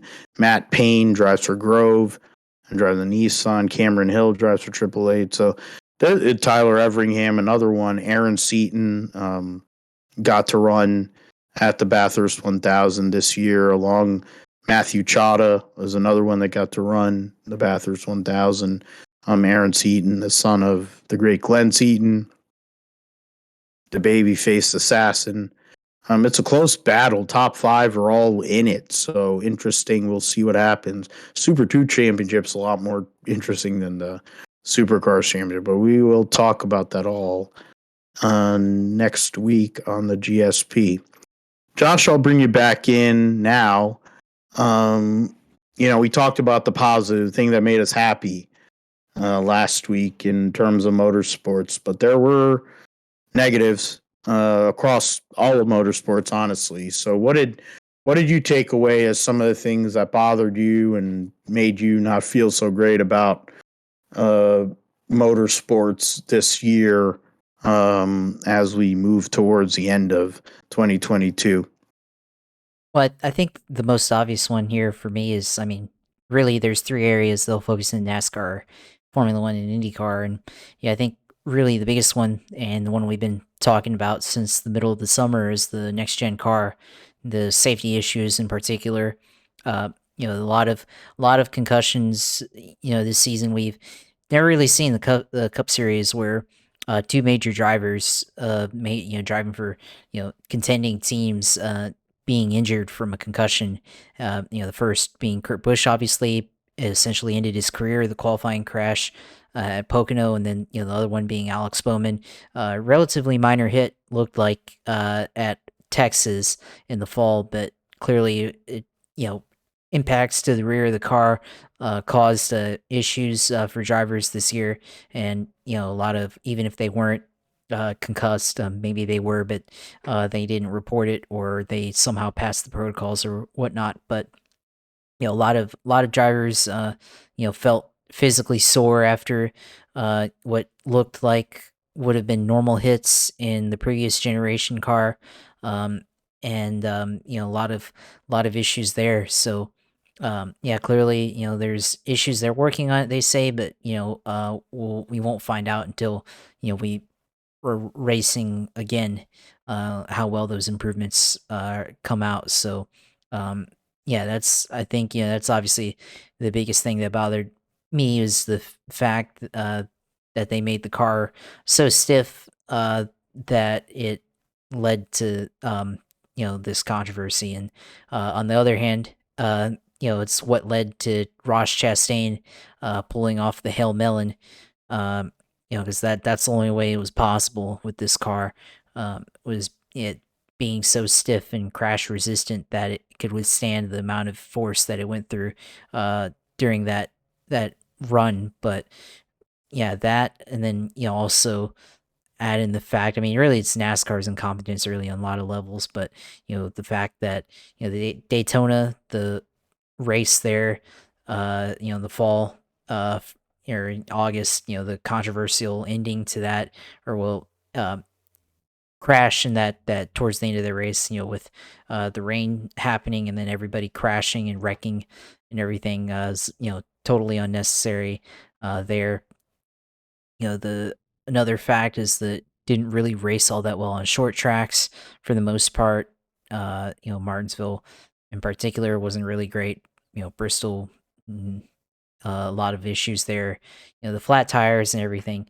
I mean, say one positive. It didn't bother, but that it raced well in mile and a halfs. But that was really, I mean, the only thing well that it did this year, next gen car, and the road courses. Obviously, it's designed well, and so it's basically a road course car, and shouldn't be surprising when racing. Excuse me, when racing isn't as close as it was last year with the previous car that didn't race all well on road courses when they had more road courses last year as well, and it raced a lot differently there because it's not designed for road racing.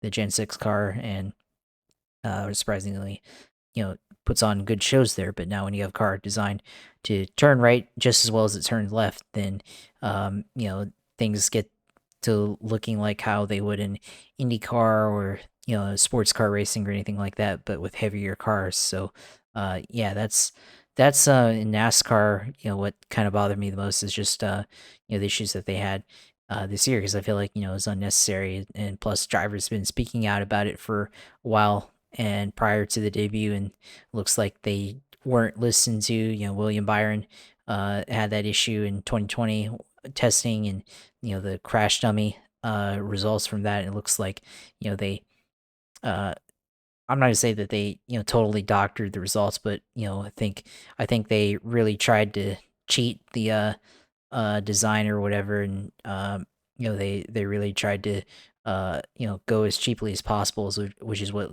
led to all this with this car. Not to mention some of the issues that we saw at the beginning of the year with flat tires and whatnot, the part shortages and stuff like that. So yeah, that is an issue there for sure in NASCAR, and hopefully they can improve upon it next year.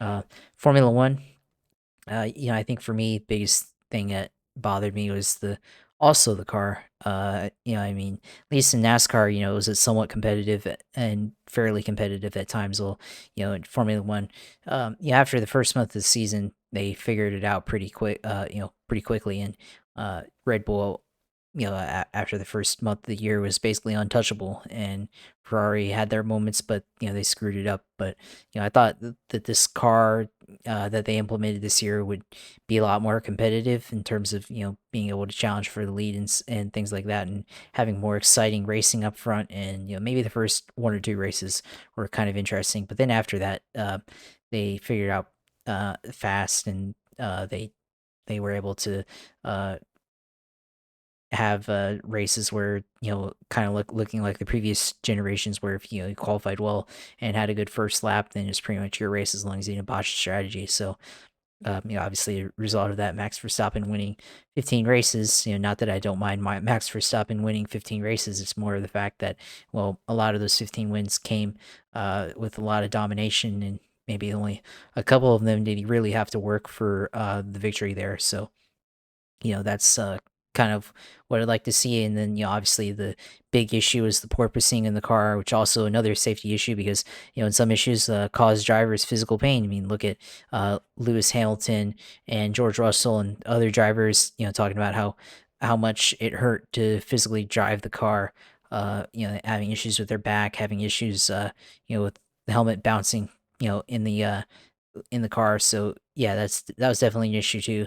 And we'll see next year how well uh Ferrari, Mercedes catch up to Red Bull, and if they can make a difference. But was hoping that things would be a little bit more competitive. With this car, seems like it's more designed for the for underbody. Just like NASCAR, they try to redirect a lot of the downforce to with ground effect, try to reduce some of the aerodynamic wake effect from previous cars, and looks like it's still unchanged.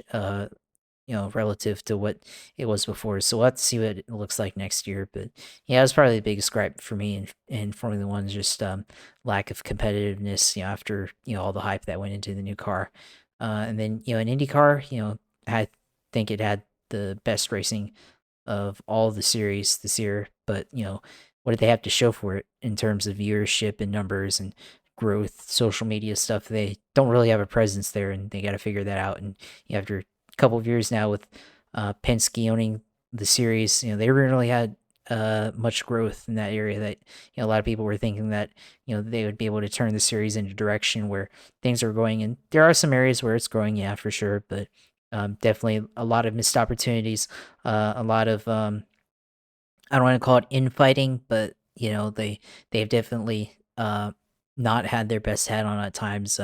Especially when it comes to kind of, I guess, a rivalry between Formula One. They haven't been able to cross promote there as well as they could have. It seems like I would say both sides aren't really working well on that. But you look at NASCAR and IndyCar. At least when they shared the same track, they're able to cross promote and everything, which is nice and everything. But there are a lot of times in IndyCar this year where they had chances, with Palou potentially going to Formula One, Award potentially going to Formula One. Uh, a lot of Colton Herta, obviously having a chance there. And I mean, a lot of that was the, lack of respect towards IndyCar, but then at the same time, IndyCar, I feel like could have done a better job on their end being able to promote. And, you have at least 3 drivers who could go to Formula One. And I feel like, you have to be able to market that, even if you might lose at least one of those racers to another rival series. So got to be able to promote that. And then, it's like James Hinchcliffe is on Sky Sports a couple times to talk about Formula One, and not that they need to tell them to go watch it, but definitely at least on the IndyCar. I mean, he works for NBC, and NBC didn't really say, "Hey, we got James Hinchcliffe" or anything. I mean, maybe it's not their job to promote him; he has to promote himself. But still, I feel like they could have at least given him a shout out for being on big TV and on Sky Sports or something like that. So that's something to consider there. But yeah, I mean, I feel like those are the big things that bothered me, I guess, over the course of the year. Just I mean, probably can attribute all of it to incompetence in some way, but whether they just didn't know what they were doing or they went over their heads and went and figured out how not to do things and when did anyways. So yeah, that's kind of what I've been thinking about. What bothered me this year in racing, and just being able to kind of go through it analytically, I guess, and talk about all the things that happened this year from that perspective. But there's always next year. We'll see what happens. NASCAR, some of the changes they're making, Garage 56, and then also safety changes that hopefully will cause some of the issues to go away with the concussions.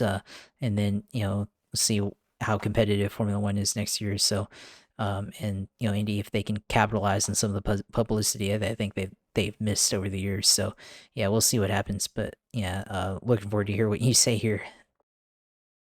I kind of echo a lot of what you talked about. I mean, I'll add one piece to the NASCAR part. Um, you talked about guys like Keebler Gibbs, and we've talked about Keebler Gibbs and Noah Gregson, and I think it goes and expands to like, to Ross Chastain and some of these drivers, the lack of respect that exists amongst these drivers across all three series in the main game. I mean, ARCA is a disaster in general across whatever. But the truck series is a cluster now. I don't know how it's going to last. I mean, I guess Craftsman coming back in with whoever the hell owns them. I don't know who owns them anymore. May give them some significance, but the truck series is a shell of what it used to be because it's now young kids buy in and run the show. You look at Kyle Busch Motorsports, he had 3 full-time trucks last year with Toyota, or this year with Toyota. Next year, he has 1 full-time truck and 1 part-time truck and 1 that he's basically doing like a pseudo deal with to go and make, like, he still has 3 teams, but it's not the same deal.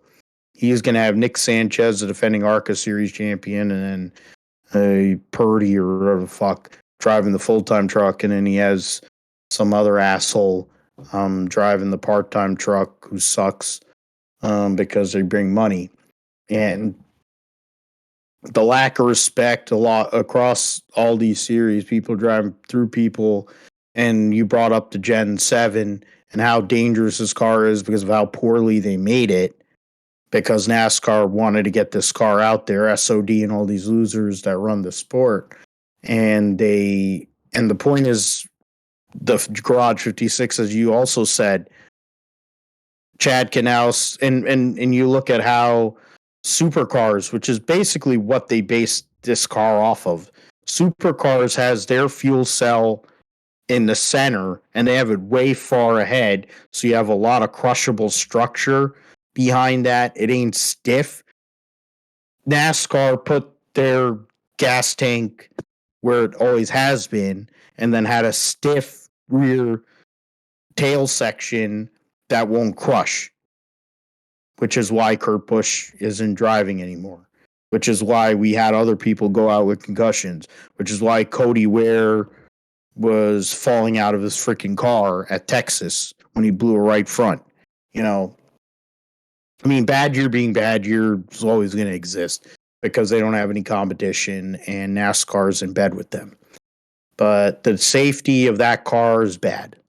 The driving standards across certain drivers, especially young drivers, is pathetic. Ty Gibbs is going to get used up next year in the Cup Series. He'll win. I figure he's going to win and he'll be in the playoff.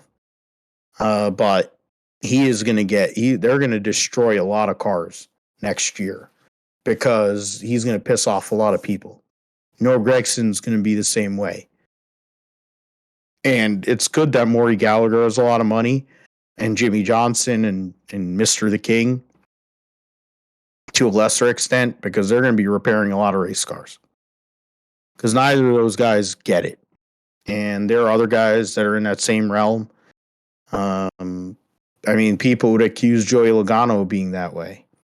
And maybe that's what it is. The guy's a 2-time series champion now, and he's won 30 plus races. He's all going to be in the Hall of Fame. And a decade ago, people thought his career was over after he got fired by Gibbs. And he drives with a reckless abandon. But the difference with Joey Logano is it's selective. I don't think he drives like that all the time. He definitely, when he knows that a win is on the line and he can get himself in a position to, he's going to make that move. There are people that just drive through people for the sake of driving through people. And that's, the likes of Keebler Gibbs, Noah Gragson, some of these other people. Sam Mayer had that problem too. There's people in ARCA, Joe Graff Jr. made a whole career out of it. Hopefully he won't have a career after this year. And he'll get replaced by a similar person, but she has a vagina. I guess I grew up watching a different sport, and maybe that's part of the problem. But I also think driving through people and not actually having any racecraft really proves that you don't belong out there. I don't care what paycheck you bring. I know there's plenty of this whole sport exists in large part because people bring money. And there are plenty of people who have brought money and done all right. There's plenty of people who have brought money and suck dick. And then there's and then you have in between. I mean, I kind of gravitate towards those who have had to actually work hard and earn it. I think that, Josh, you're a junior guy. His dad never gave him he didn't give him everything. Dale Jr. talks about being on the grind. And to be fair, he was getting beat by his sister. And his sister was probably the best of the three of them. But yeah, Dale Sr. told Kelly, you go to school and you go and figure out how to run this business. Because I know that you can race, and I respect the fact that you can race. But I know that I want you to run DEI. He basically had his daughter sacrifice her career because, one, she wanted eventually, to go and have a family and all that, but also he knew how smart she was. But he never gave Dale Jr. anything. And Dale Jr. had to grind his way to a Hall of Fame career. And he did. And you can tell it by the way he carries himself and the way he is for all these different entities that he's got going on. Not only the Dirty Mo, the announcing, being the most genuine announcer there is in NASCAR, and, et cetera, et cetera. They had to come up different. They had to actually do something. Junior won 2 championships. I mean, granted, Steve Park set the table with the Uris in 97. And he had to win, and he won 2 championships. He beat Matt Kenseth, ran him over at Dover in 98, but he won 2 championships. Went to the Cup Series, won the All-Star race, won 2 races. His rookie year. And he became the most popular driver in the sport. But there's a difference. There's a humbleness to what he went through.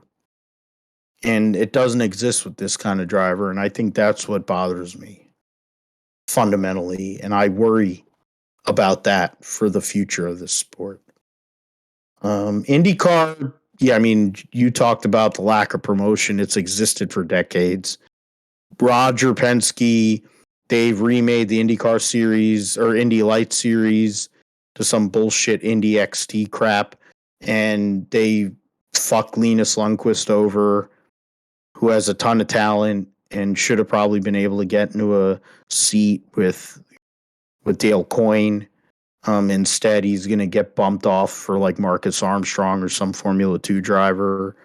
And Linus Lundqvist dominated last year. He deserved a ride in this series. It's a bad look when you're killing the key feeder system. The disconnect with Dan Anderson, who has held the Road to Indy program up for so many years, is bad too. The IndyCar series is great. I love the IndyCars. Indianapolis has scored another touchdown. Speaking of IndyCars, I love IndyCar racing for as long as I live. I've went through the end. I was at the back end of when the Indy cars had peaked to the point where Formula One and Byrne, the troll, was worried about Formula One. And I think, honestly, between him and Bill France Jr., those 2 guys were the two of the main catalysts for why the Indy split happened. I do need to read John Oriovitz's book, yeah, definitely Indy read Split, that. and to confirm my suspicion, but that's at least one thought I have on that. They have the most competitive, they have the tightest field. You have 24 cars or more, depending on the whatever. You have 24, 25 cars on a race by race basis that are separated by the better part of maybe about 2-3 tenths, especially in qualifying at road courses. Trying to get through to the fast 12 and an IndyCar road course race is insane. I mean, absolutely insane. So you have a great product. You don't promote it well. You don't promote your drivers. The most promotable figure is an announcer. The most popular driver in IndyCar racing is a fucking announcer. That's all you need to know about where IndyCar is at. I love James Hinchcliffe.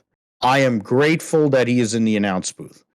I am also grateful that he wants to get back on the racetrack because he should be out there. He's a good race car driver. Was he elite? No, but he's realistic. He's like, you know what? I have a voice. And I know how to explain the sport, and I know I could do this for 50 years. And my wife can go and do her acting. I can announce. I can dovetail all these things. I can have a podcast. I could do so much crap. That he's a smart dude. Even this sport that almost took his life, he is a smart dude. He knows he has a bigger presence. He has a greater way to go and help this sport. He is going to be. It's not up to him. IndyCar has had great writers that work for their actual media team. They've had great writers. They've had great people. They employ. It makes no sense. It is the poorest promotion that exists, period. And it's been going on for as long as they did the merger, so that's 14 years. It's been going on for a long time. So, and Robin Miller ain't around to go and yell about it anymore. God bless his soul. And that's part of the problem too. But, I don't know if that's going to change. I doubt it will, but see what it is. I mean, Formula One, yeah, the product wasn't great this year. I think the cars, they missed the boat. They made the cars wider and longer than they've ever been before. You look at the 1950s and early 1960s Formula One cars to what we have today, they've lost the plot. You need to have the cars narrower and shorter. Similar, I guess, to what they kind of had in 09, but more aesthetically pleasing.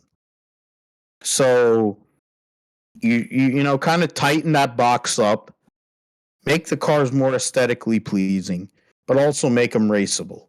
And when you have all these freaking engineers and all these people and all this money, you could do that.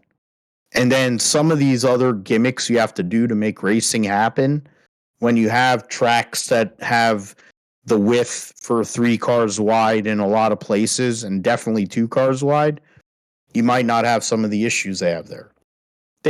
Formula One's in bed with the guy who runs FIA is a Saudi guy or whatever the hell, Arab guy. They run in all these countries. I mean, they're not going to go to China anymore, so that's a positive. But they run in Saudi. It's terrible. They run in Qatar. They're going to start running in Qatar. It's bad.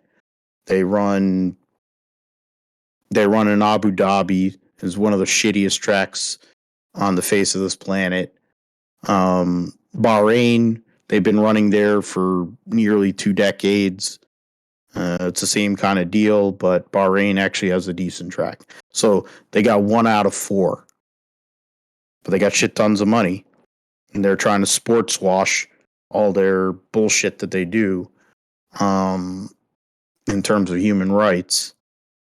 Minus the fact that Max Verstappen's a cocksucker and an asshole, and he drives for a team that has 2 people that are completely clueless and tone deaf in regards to reality and life and social things, with One-Eyed Marco and Karen Horner.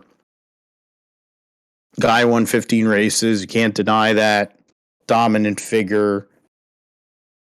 MFer talks like, oh, I could have won all those races in the Mercedes. I doubt it. because anytime he races around Lewis Hamilton, he drives through him. He doesn't know how to drive against him, which means he doesn't know how to drive properly.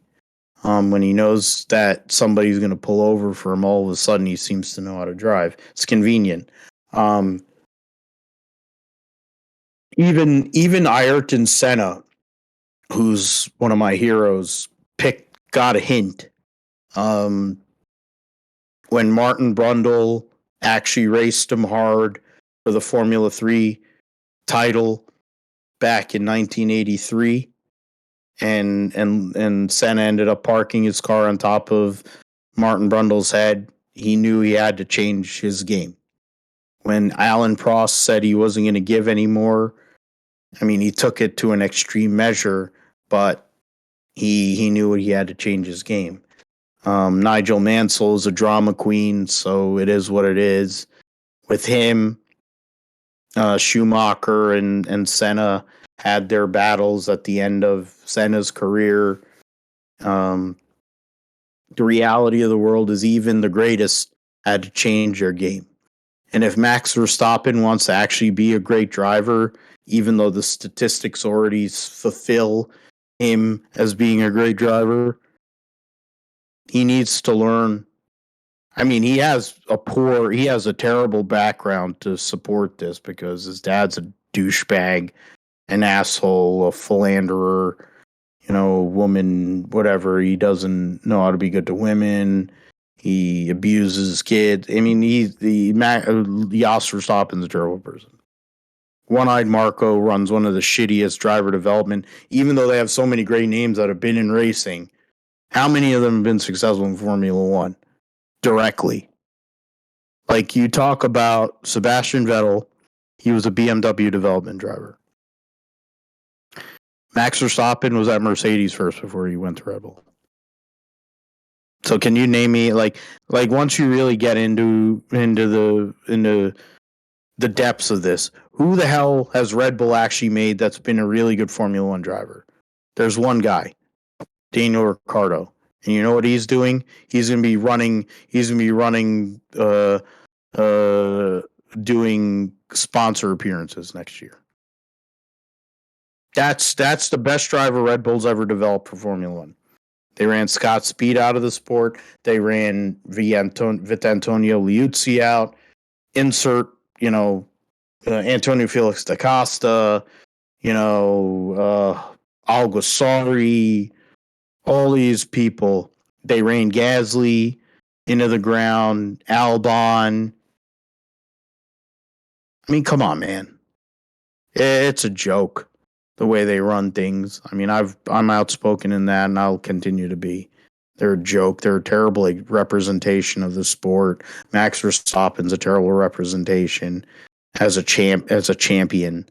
And the fact that FIA is in their back pocket is a big problem. And I mean, nothing's really going to change. I don't think Mercedes is going to make this massive jump to go and pass them. I would hope so, because of the amount of money they have in their coffers, but then there's a spending cap. Ferrari needs to get a more durable engine. They might be able to compete, but they're a disaster organization. They've been that way since Schumacher retired. The way FIA runs races is questionable and terrible. They need to fix that, especially in the rain. But the way they make decisions for full course yellows and stuff is bad. I mean, it's like NASCAR, the way they throw phantom yellows. They don't do it as much, but the way they run some of their races and the way they make their championship, like there are things with that are questionable for sure. But I mean, for those series, I mean, IMSA. I think their point system is not great.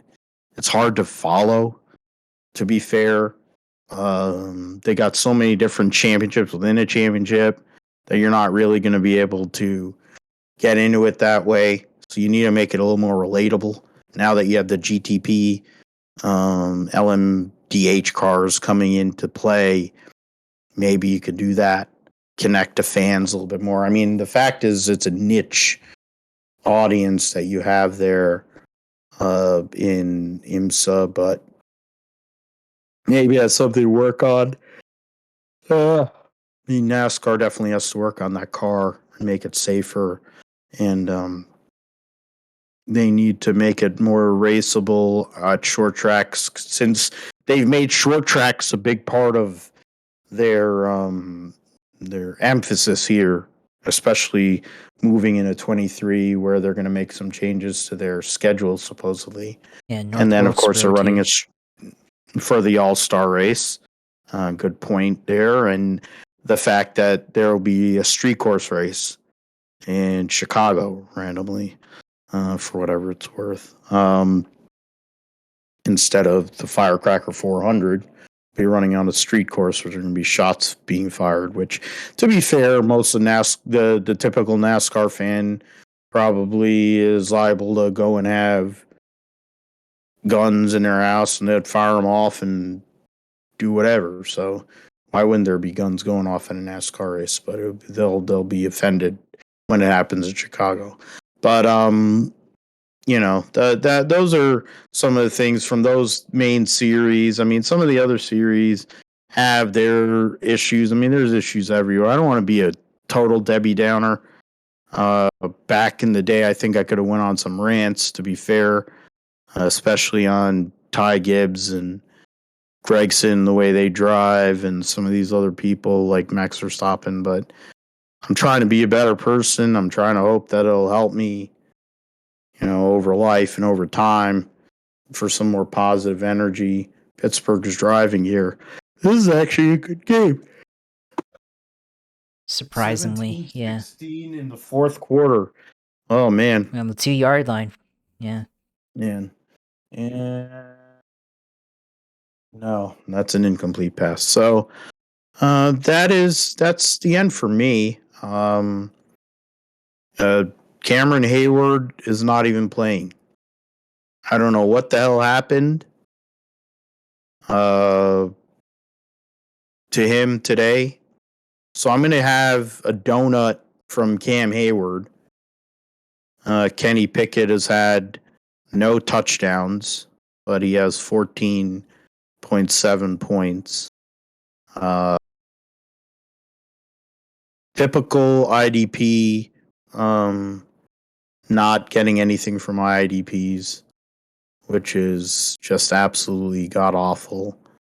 I have to go and make that change. Yeah. So we'll move on.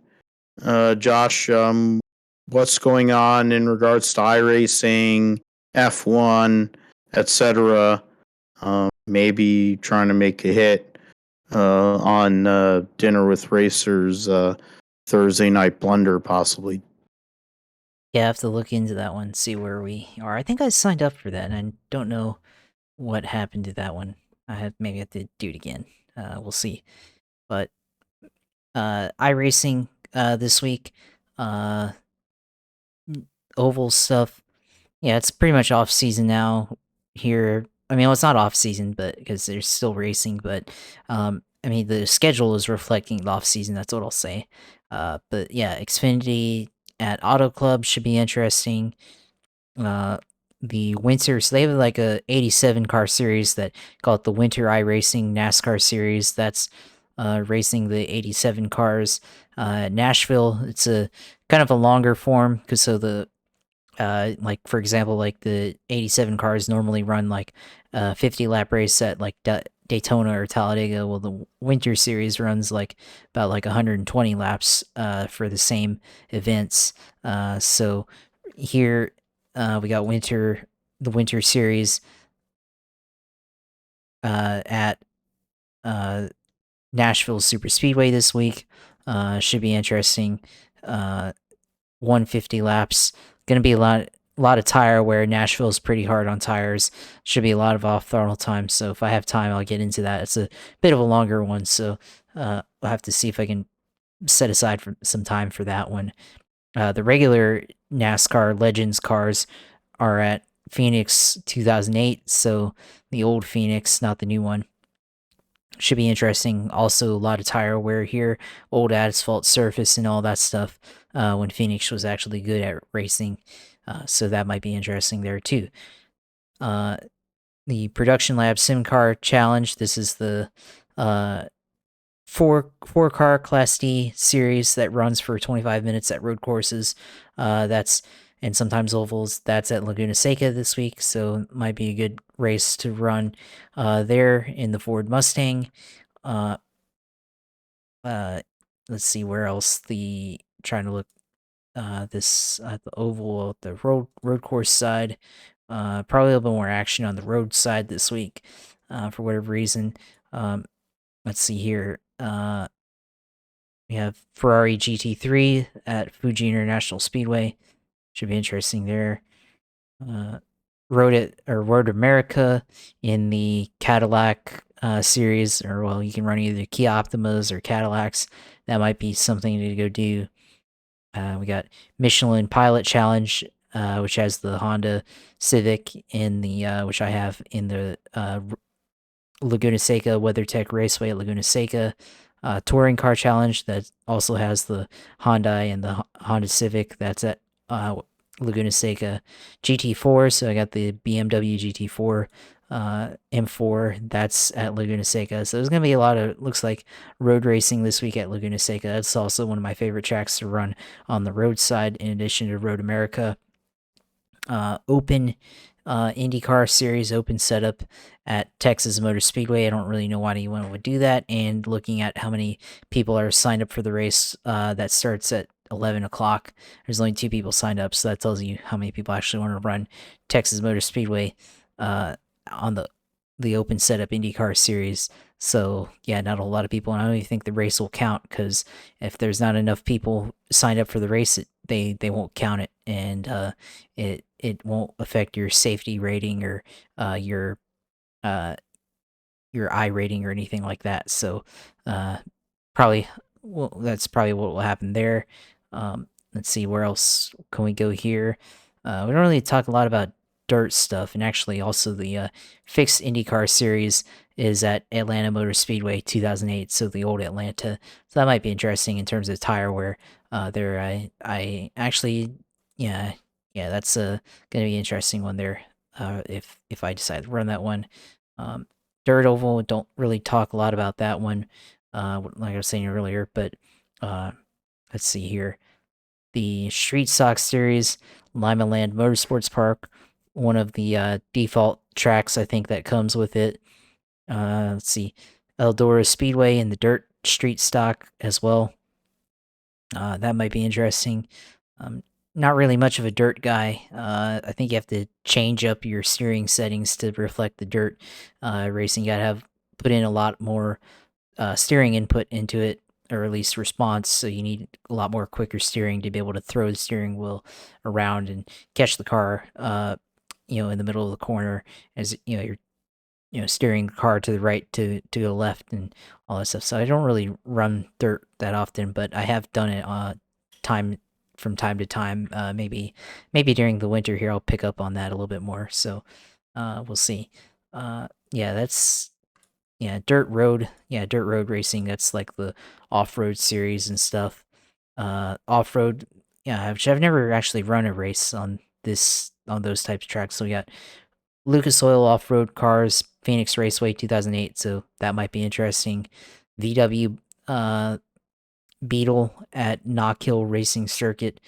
Yeah, I don't know, might get Yeah, into that one. then Knock Hill's a Yeah. great circuit. Yeah, so they got a lot of rally cross here, which I've never done really before. So I don't know, maybe that'll be another thing. Get into some dirt stuff this weekend. So, or not this weekend, but over the course of the winter here, that might be something to look at.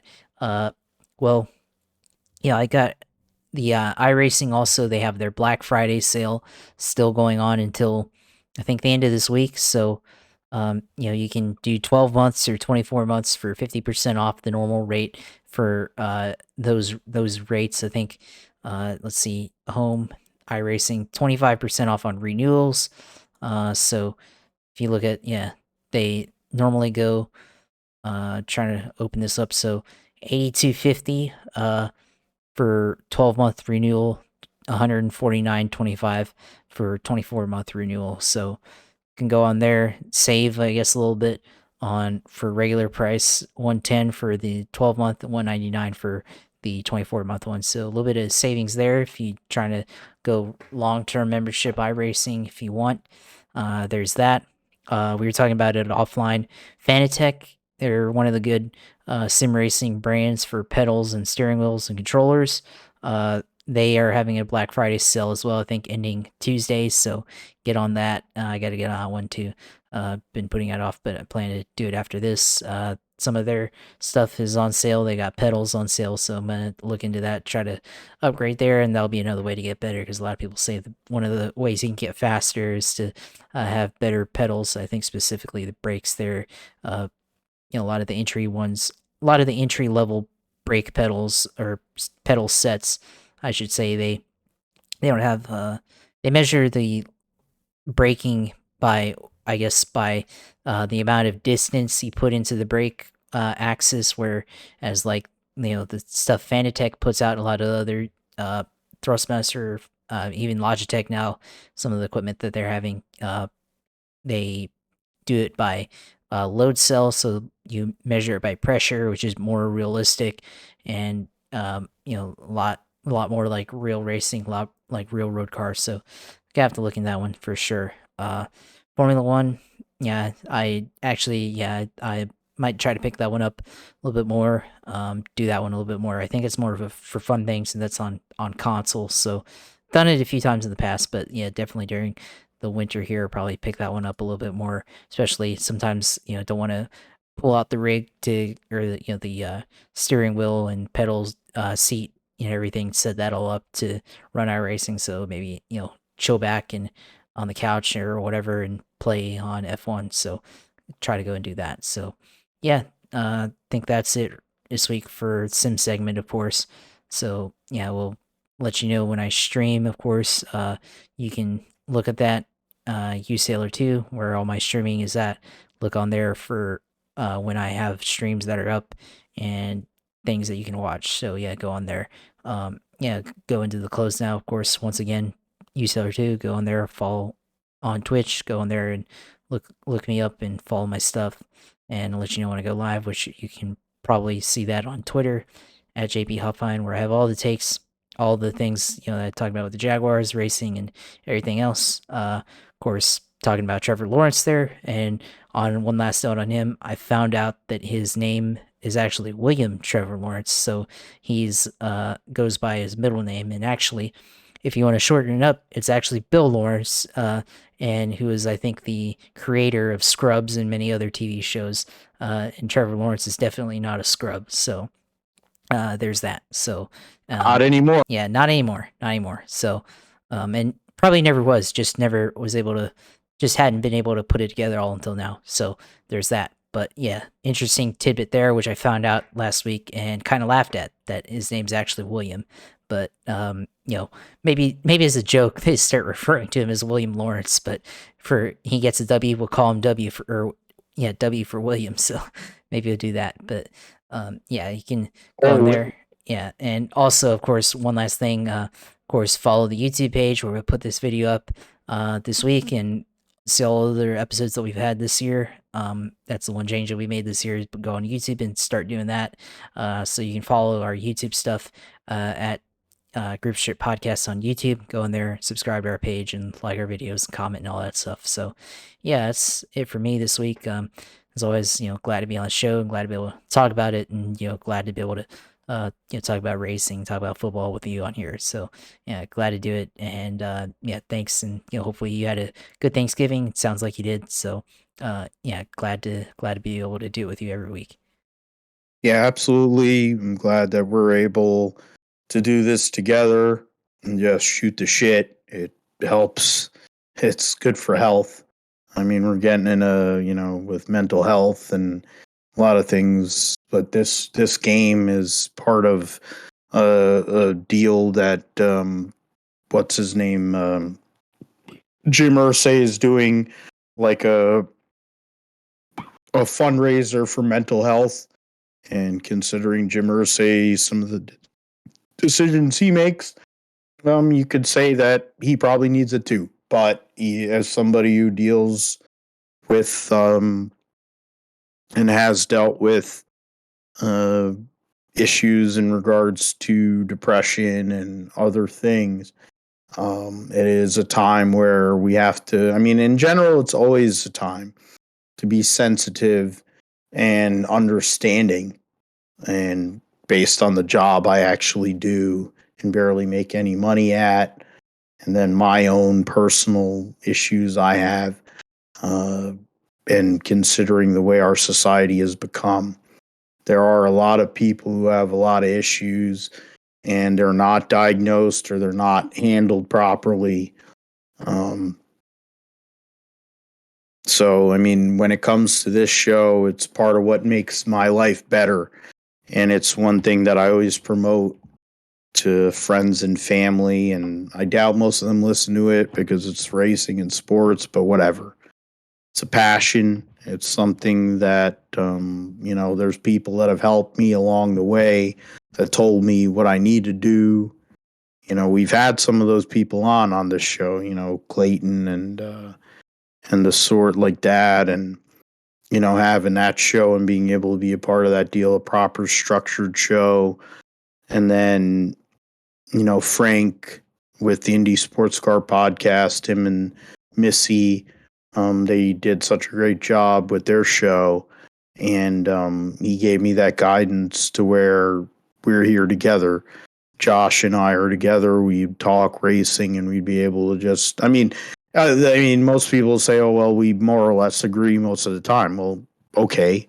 But the fact is we take it from two different angles. I just take it my way and, Josh takes it the more analytical, mathematical. You can go and look at it in a different perspective. And the fact is that's where the balance works. Sometimes we disagree, but that's part of the fun. We are able to go and we generally hit on the same kind of topics that are going on. And it's part of what makes the show so great. And it's why it's going to continue to exist. So for people that don't want it to exist, go fuck yourself. We're at Gripster Pod on Twitter. I'm at Philip G. Matthew on Twitter. Josh, of course, promoted his socials. We look at us, of course, on the YouTube page, Gripster Podcast on YouTube. We're on philipgmatthew.com, my blog site. And you can find us anywhere where podcasts are promoted, basically, and distributed. We have the Gripster. If you listen to podcasts, you know where podcasts are at. The Gripster Podcast is there. We'll be back next week for episode 147. We'll be talking. We'll get into football, NFL. Hopefully, the U.S. soccer team advances to the knockout stage. Doesn't get shot in the process, considering it's Iran and Qatar. Is it democracy? So wait, hold on. Is it regime change and spreading democracy if the U.S. defeats Iran in the World Cup?